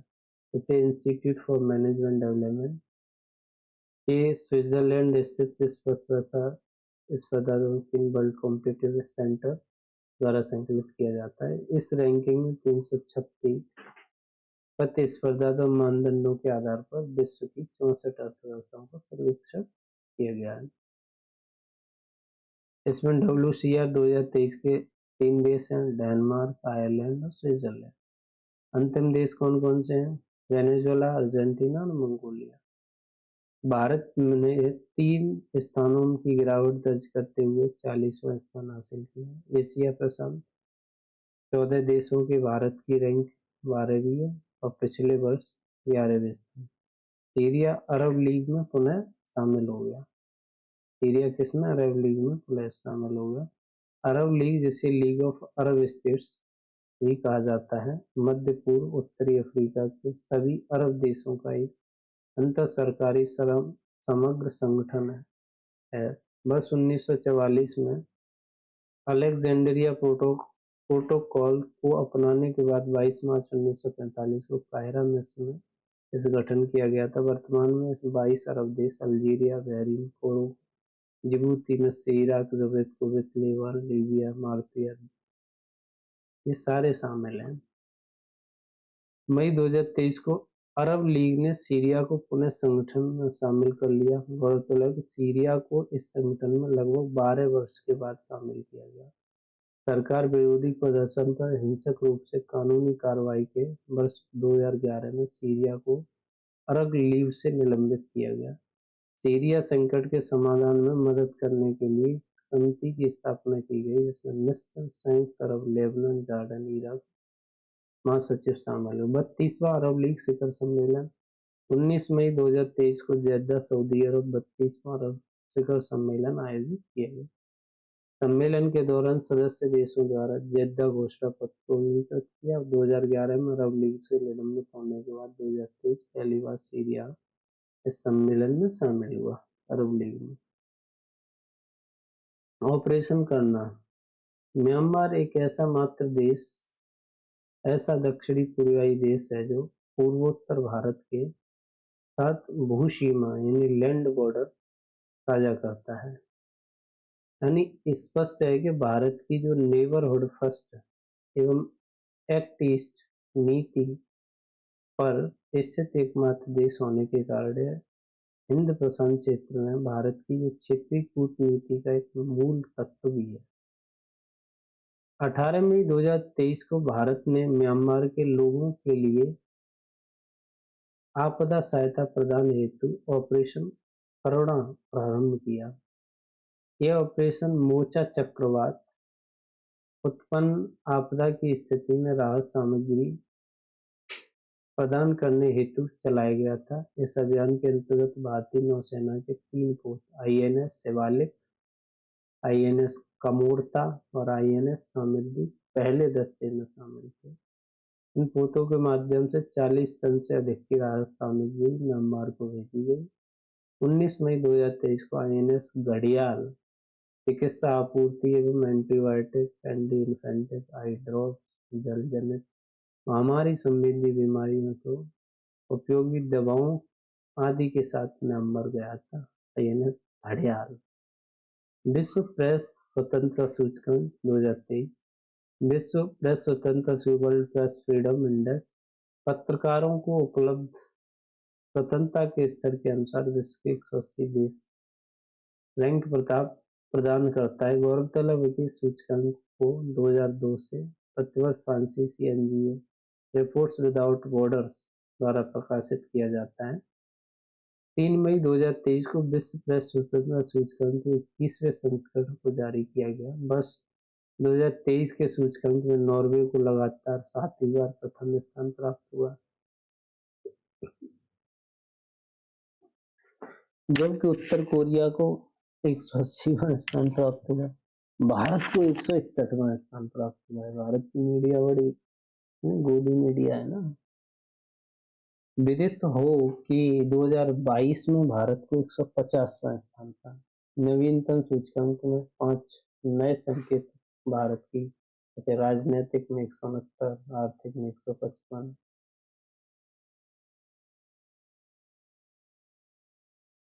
विधिक में 144, सामाजिक संस्कृति में 143, सुरक्षा में 172।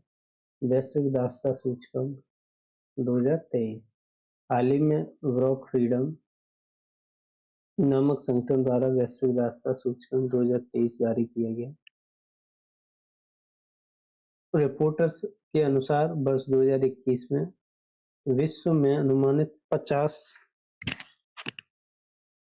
मिलियन लोग आधुनिक दासता की स्थिति में थे, जबकि आधुनिक दासता की स्थिति में निवासित महिलाओं एवं लड़कियों की संख्या लगभग 54% है। संघीय रिपोर्ट के अनुसार ऐसे 3 देश जिनमें आधुनिक दासता में निवासित लोगों की अनुमानित संख्या यानी कि भारत में 11 मिलियन, चीन में 5 मिलियन, उत्तर कोरिया में 200 मिलियन। सूचकांक अंतिम 160वें स्थान पर।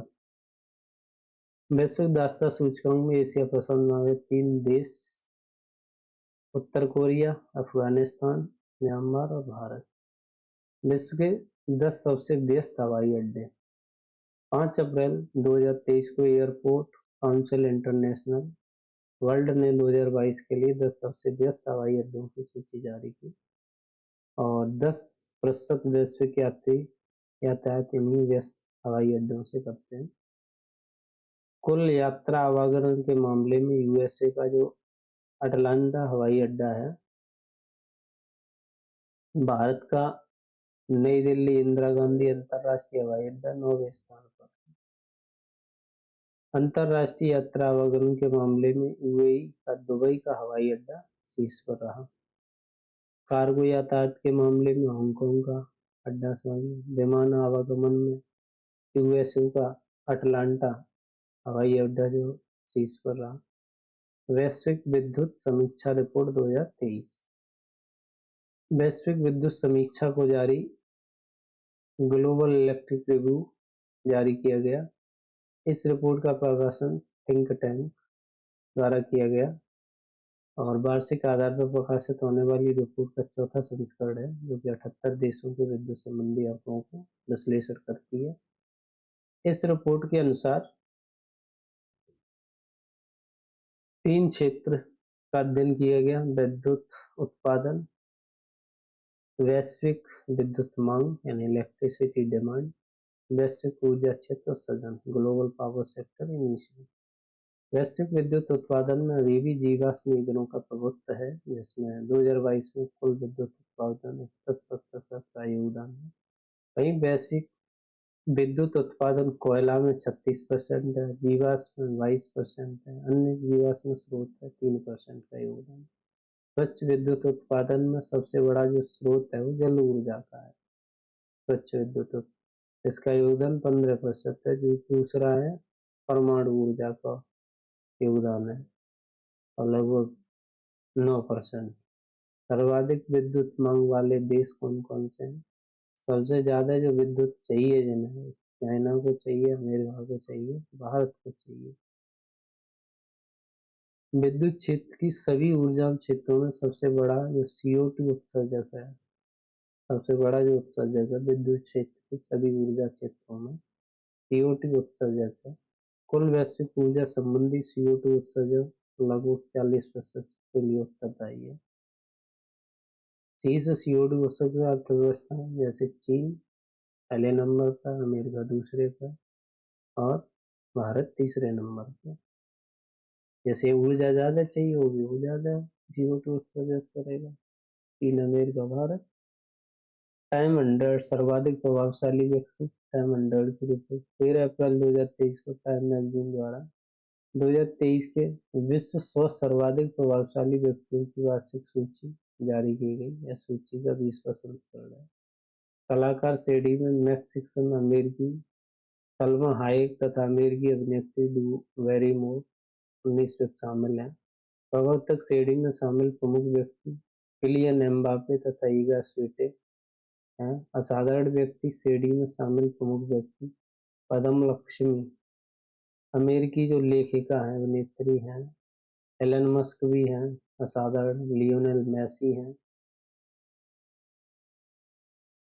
नेता की श्रेणी में अगर देखें तो 20 लोग हैं, जिनमें ओलेना जेलेंस्का, जो बाइडेन, बोला हैदुद, टिबनी, जेनेट एलेन आदि प्रमुखों का। आइकन के रूप में 15 लोग, जिसमें भारतीय अभिनेता शाहरुख खान शामिल है। मार्गदर्शक श्रेणी में SS राजामौली। फिनलैंड नाटो 31वां सदस्य। नाटो यानी नॉर्थ अटलांटिक ट्रीटी ऑर्गेनाइजेशन का राजनीतिक एवं सैन्य संगठन है, जिसमें यूरोप, पूर्वोत्तर अमेरिका के 31 देश शामिल हैं। 4 अप्रैल 1949 को उत्तरी अटलांटिक संधि पर हस्ताक्षर के साथ नाटो की आधारशिला रखी गई थी। इस संधि को वाशिंगटन संधि के लोकप्रिय नाम से भी जाना जाता है। 4 अप्रैल 2023 को फिनलैंड नाटो का नवीकरण सदस्य बन गया। नाटो फिनलैंड, उत्तरी मैसिडोनिया वर्ष 2020 को नाटो 30 का सदस्य, उत्तरी मैसिडोनिया 30वां सदस्य बना था। ब्रुसेल्स बेल्जियम, इन नाटो का जो हेडक्वार्टर है वो ब्रुसेल्स में है, अमेरिका, उत्तरी अमेरिका। ट्रांजैक्शन संधि दस्तावेज जमा करने के साथ फिनलैंड को नाटो की सदस्यता प्राप्त हो गई। स्वीडन को भारत की वाशिंगटन संधि को स्वीकार करने के लिए आमंत्रित किया गया और निकट भविष्य के भी आधिकारिक रूप से नाटो का सदस्य बन गया। 4 भागीदार देश हैं, पार्टनर कंट्री है, जिसमें नाटो के कौन कौन से हैं? बोस्निया हर्जेगोविना, जॉर्जिया, स्वीडन और यूक्रेन। ज्ञात है कि उत्तरी अटलांटिक संधि यानी आर्टिकल 10 में नाटो की सदस्यता प्राप्त करने संबंधी प्रावधान है। विश्व प्रसन्नता हैप्पीनेस रिपोर्ट 12 में पहली बार विश्व प्रसन्नता रिपोर्ट जारी करी गई थी। प्रसन्नता रिपोर्ट संयुक्त राष्ट्र कौशल विकास समाधान द्वारा प्रकाश की जाती है। गैलप वर्ल्ड पोल द्वारा प्रदत्त डाटा का उपयोग किया जाता है। 20 मार्च 2023 को संयुक्त राष्ट्र सतत विकास समाधान नेटवर्क द्वारा विश्व प्रसन्नता 2023 रिपोर्ट जारी की गई, जिसमें कुल 11वां संस्करण है ये।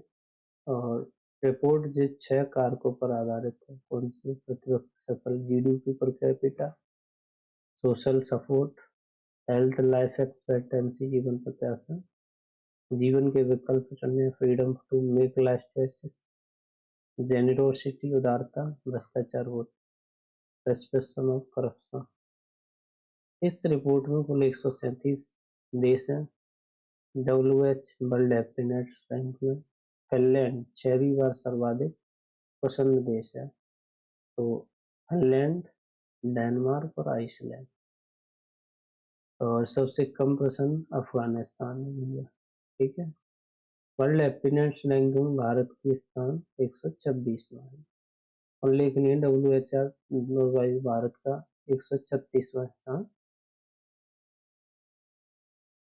लद्दाख एवं मयूरभंज टाइम पत्रिका के 50 महानतम स्थानों की सूची में शामिल हो गए मयूरभंज।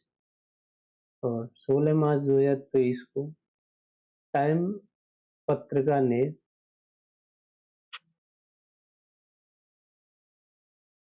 50 महानतम स्थलों की सूची जारी की। इस सूची में भारत के 2 स्थलों केंद्र शासित प्रदेश लद्दाख, उड़ीसा का जो मयूरभंज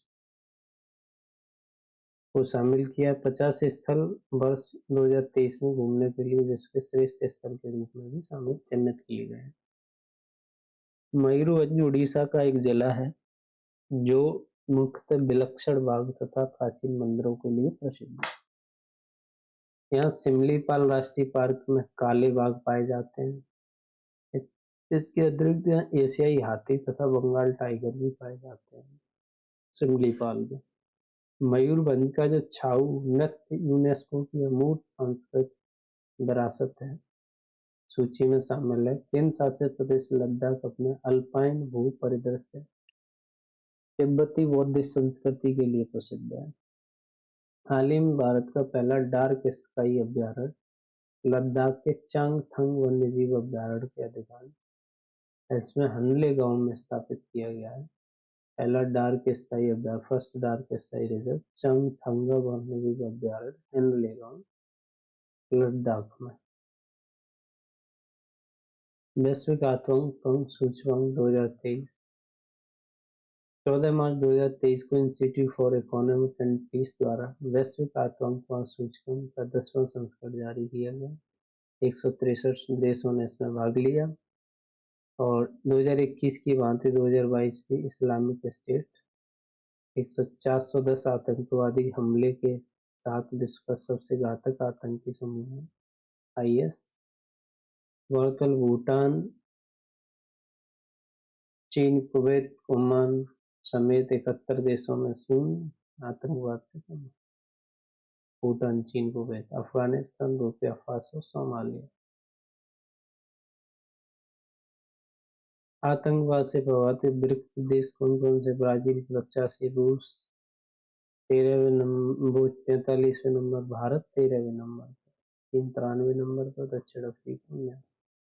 जीटीआई भारत के स्कोर से 13वें स्थान पर है। अंतर्राष्ट्रीय सशस्त्र हस्तांतरण प्रवृत्तियां 2023, 13 मार्च 2023 को Stockholm International Peace Research Institute द्वारा अंतर्राष्ट्रीय सशस्त्र हस्तांतरण प्रवृत्तियां नामक रिपोर्ट प्रस्तावित की गई। प्रमुख शस्त्रों के अंतर्राष्ट्रीय हस्तांतरण की मात्रा में 13 से 17 की तुलना में 5% की कमी दर्ज की गई। 18 से 22 की अवधि में विश्व के 5 सबसे बड़े हथियार निर्यातक के रूप में अमेरिका, रूस, फ्रांस, चीन और जर्मनी है।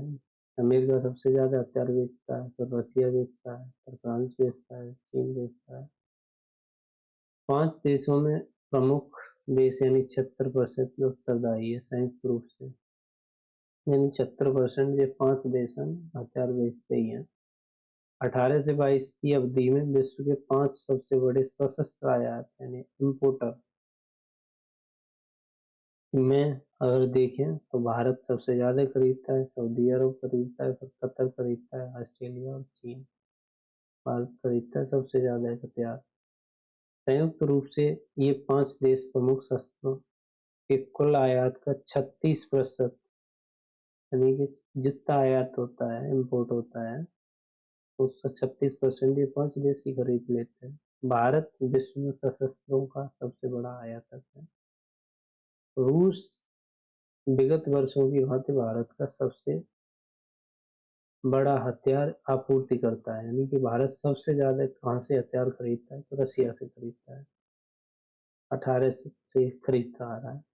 भारत के कुल सशस्त्र आयात में रूस की हिस्सेदारी लगभग 45%, यानी 100 में से 45 हथियार कहाँ से खरीदता है भारत? रसिया से। 95 ऑस्कर पुरस्कार 2023। अकादमी पुरस्कार यानी अकेडमी अवार्ड्स, जिन्हें ऑस्कर के नाम से जाना जाता है, वैश्विक फिल्म उद्योग से जुड़े कलाकार और तकनीकों के लिए सर्वश्रेष्ठ फिल्म पुरस्कार हैं और पुरस्कार तस्वीर academy of motion picture arts द्वारा प्रदान किए जाते हैं। America film Janet young academy of motion picture arts की वर्तमान अध्यक्ष। अकादमी का मुख्यालय बेवर्ली कैलिफोर्निया संयुक्त राज्य अमेरिका में स्थित है। 12 मार्च 2023 को डॉल्फी थिएटर लॉस एंजलिस कैलिफोर्निया ने 75वें अकादमी पुरस्कार विजेता की घोषणा की। 2022 के दौरान प्रदर्शित फिल्मों हेतु इन पुरस्कारों को आयोजन किया गया।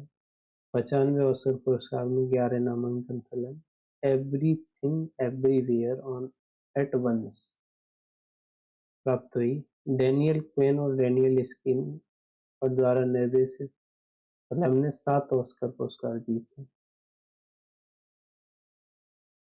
मल्टीवर्स कई ब्रह्मांडों का एक काल्पनिक समूह पर आधारित इस अमेरिकी कॉमेडी ड्रामा फिल्म को सर्वश्रेष्ठ फिल्म ऑस्कर से सम्मानित किया गया।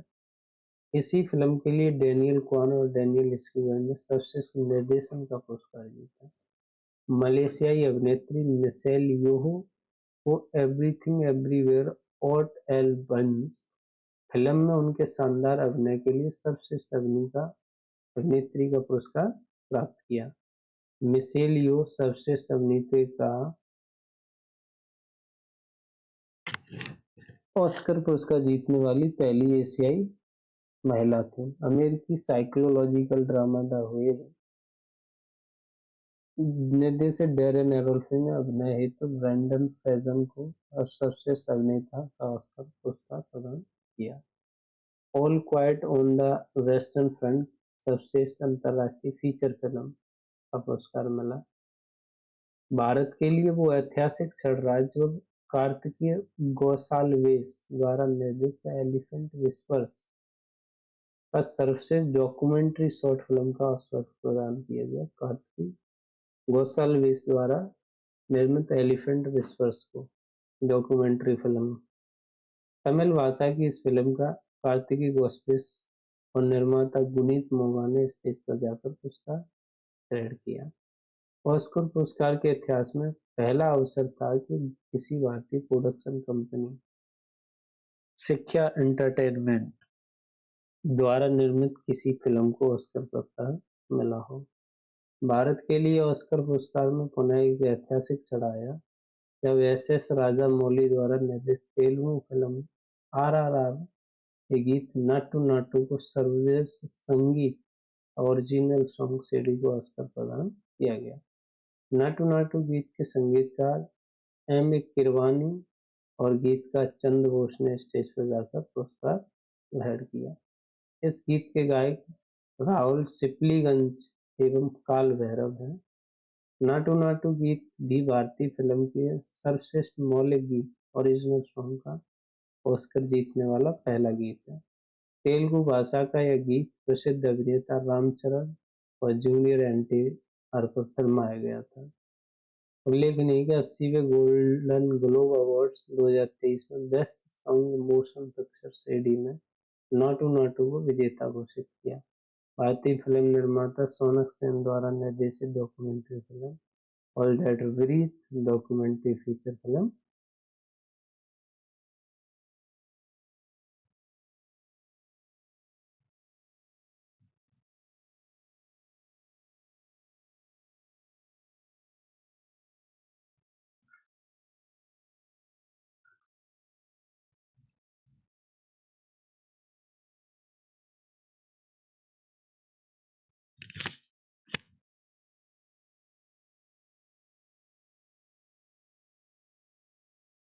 इस फिल्म में शॉर्टरे अंतिम 5 फिल्मों में शामिल रही।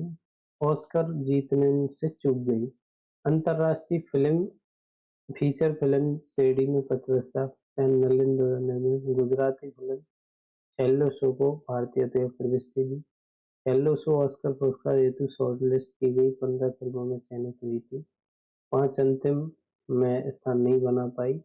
95 ऑस्कर पुरस्कार में प्रसिद्ध भारतीय अभिनेत्री दीपिका पादुकोण ऑस्कर प्रस्तुतकर्ता उद्घोषक में शामिल रहीं।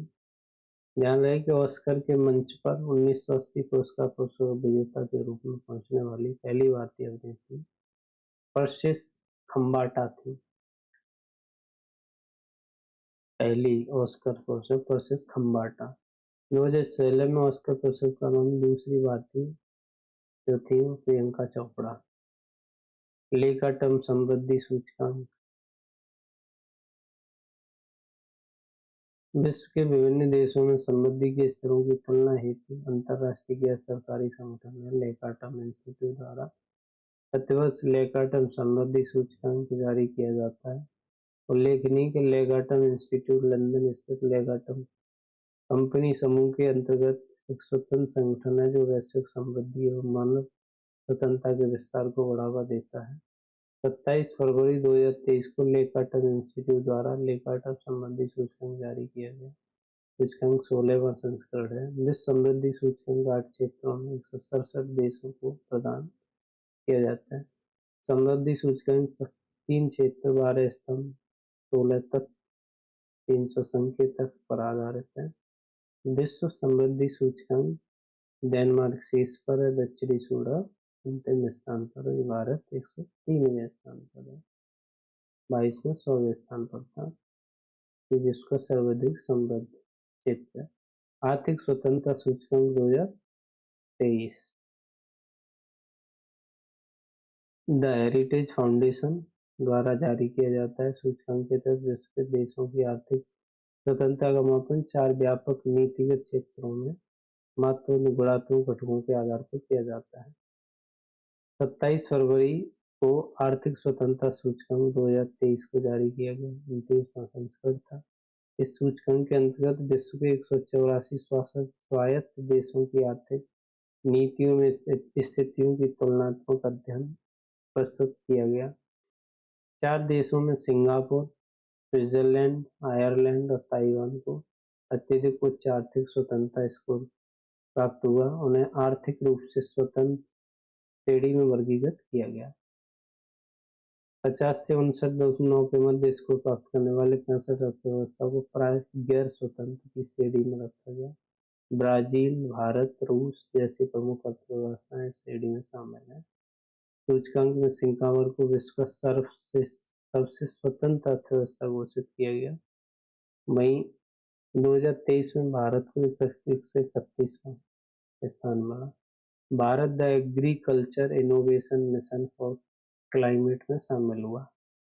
The agriculture innovation mission for climate संयुक्त राज्य अमेरिका द्वारा संयुक्त अरब अमीरात की एक संयुक्त पहल है। यूएई अमेरिका की संयुक्त पहल है। शुरुआत ग्लासगो के यूके में संयुक्त राष्ट्र जलवायु परिवर्तन सम्मेलन यानी COP 26 के दौरान की गई थी। AIM4C 5 वर्षों में जलवायु स्मार्ट कृषि और खाद्य प्रणाली नवाचार के लिए निवेश और समर्थन बढ़ावा चाहता है ताकि भागीदारों को एकजुट करके जलवायु परिवर्तन और वैश्विक भूख समस्याओं को संबोधित किया जा सके। 22 फरवरी 2023 को भारत एक आशय पत्र हस्ताक्षर कर AIM4 शामिल हो गया। भारत अबू धाबी में आयोजित I2U2 समूह के पहले बिजनेस फोरम के दौरान AIM4C में शामिल हुआ। वर्तमान में AIM4C के 55 सदस्य हैं। उल्लेखनीय कि 8 से 10 मई के मध्य AIM4 क्लाइमेट समिट अमेरिका की मेजबानी वाशिंगटन DC में आयोजित की गई।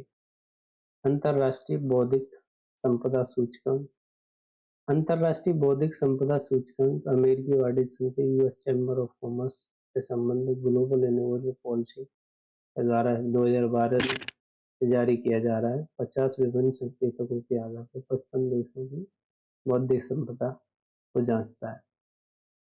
2023 में US चैम्बर ऑफ कॉमर्स के वैश्विक नवाचार नीति केंद्र द्वारा वैश्विक बौद्धिक संपदा सूचकांक 2024 जारी किया गया। वार्षिक रूप से जारी किए जाने वाले इस सूचकांक का 11वां संस्करण है।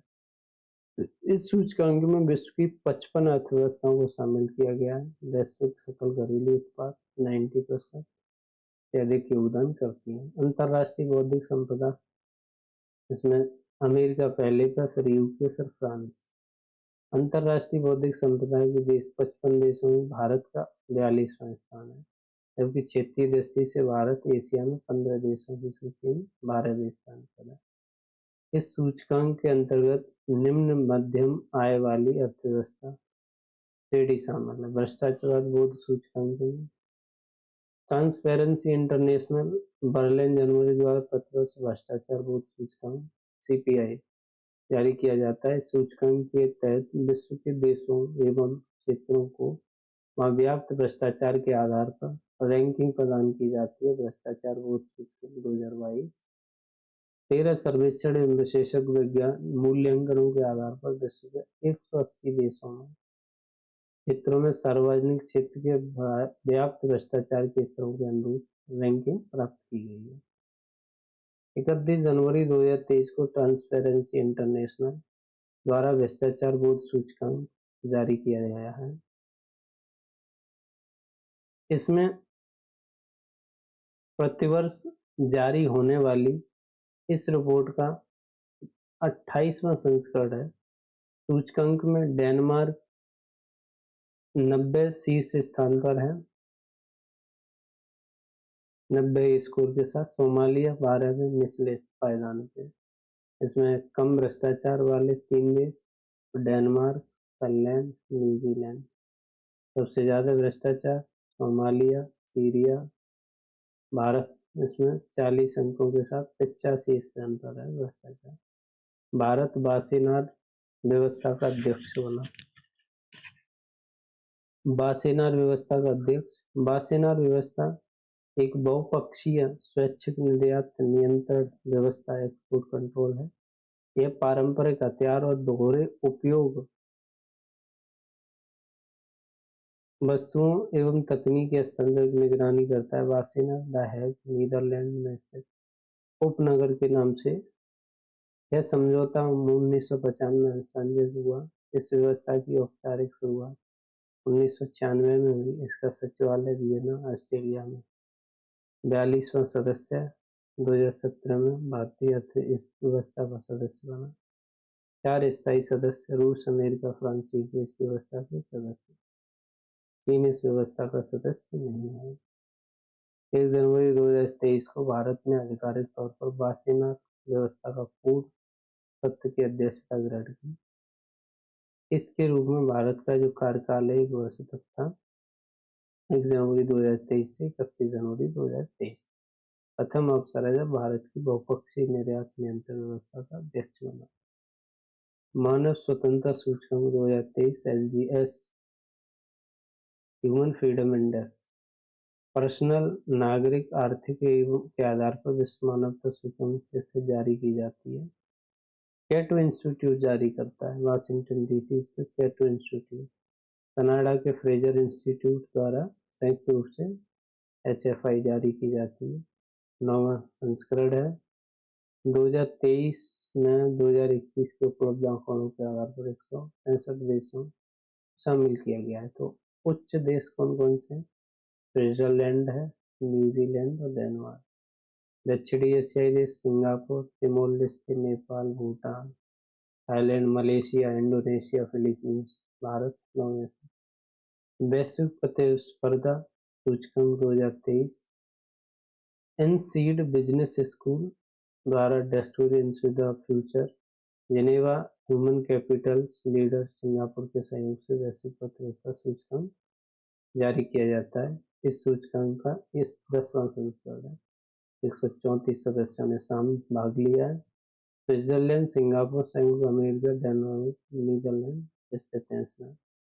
प्रथम 5 सबसे ज्यादा जो स्पर्धा है वो स्विट्जरलैंड में है। उसके बाद सिंगापुर, अमेरिका, डेनमार्क, नीदरलैंड। अंतिम 5 आंकड़े तो चार्ट सबसे नीचे पे है, फिर कांगो डेमोक्रेटिक है, फिर इथियोपिया है, मिजोरम। भारत की रैंकिंग इसमें कितनी है?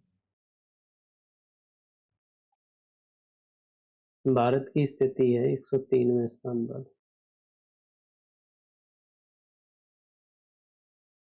Rule of law index 2023। Rule of law index world justice project द्वारा शुरू किया जाता है।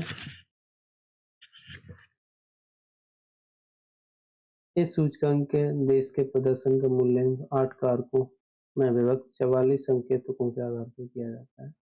25 अक्टूबर 2023 को वर्ल्ड जस्टिस प्रोजेक्ट द्वारा रूल ऑफ लॉ इंडेक्स जारी किया गया।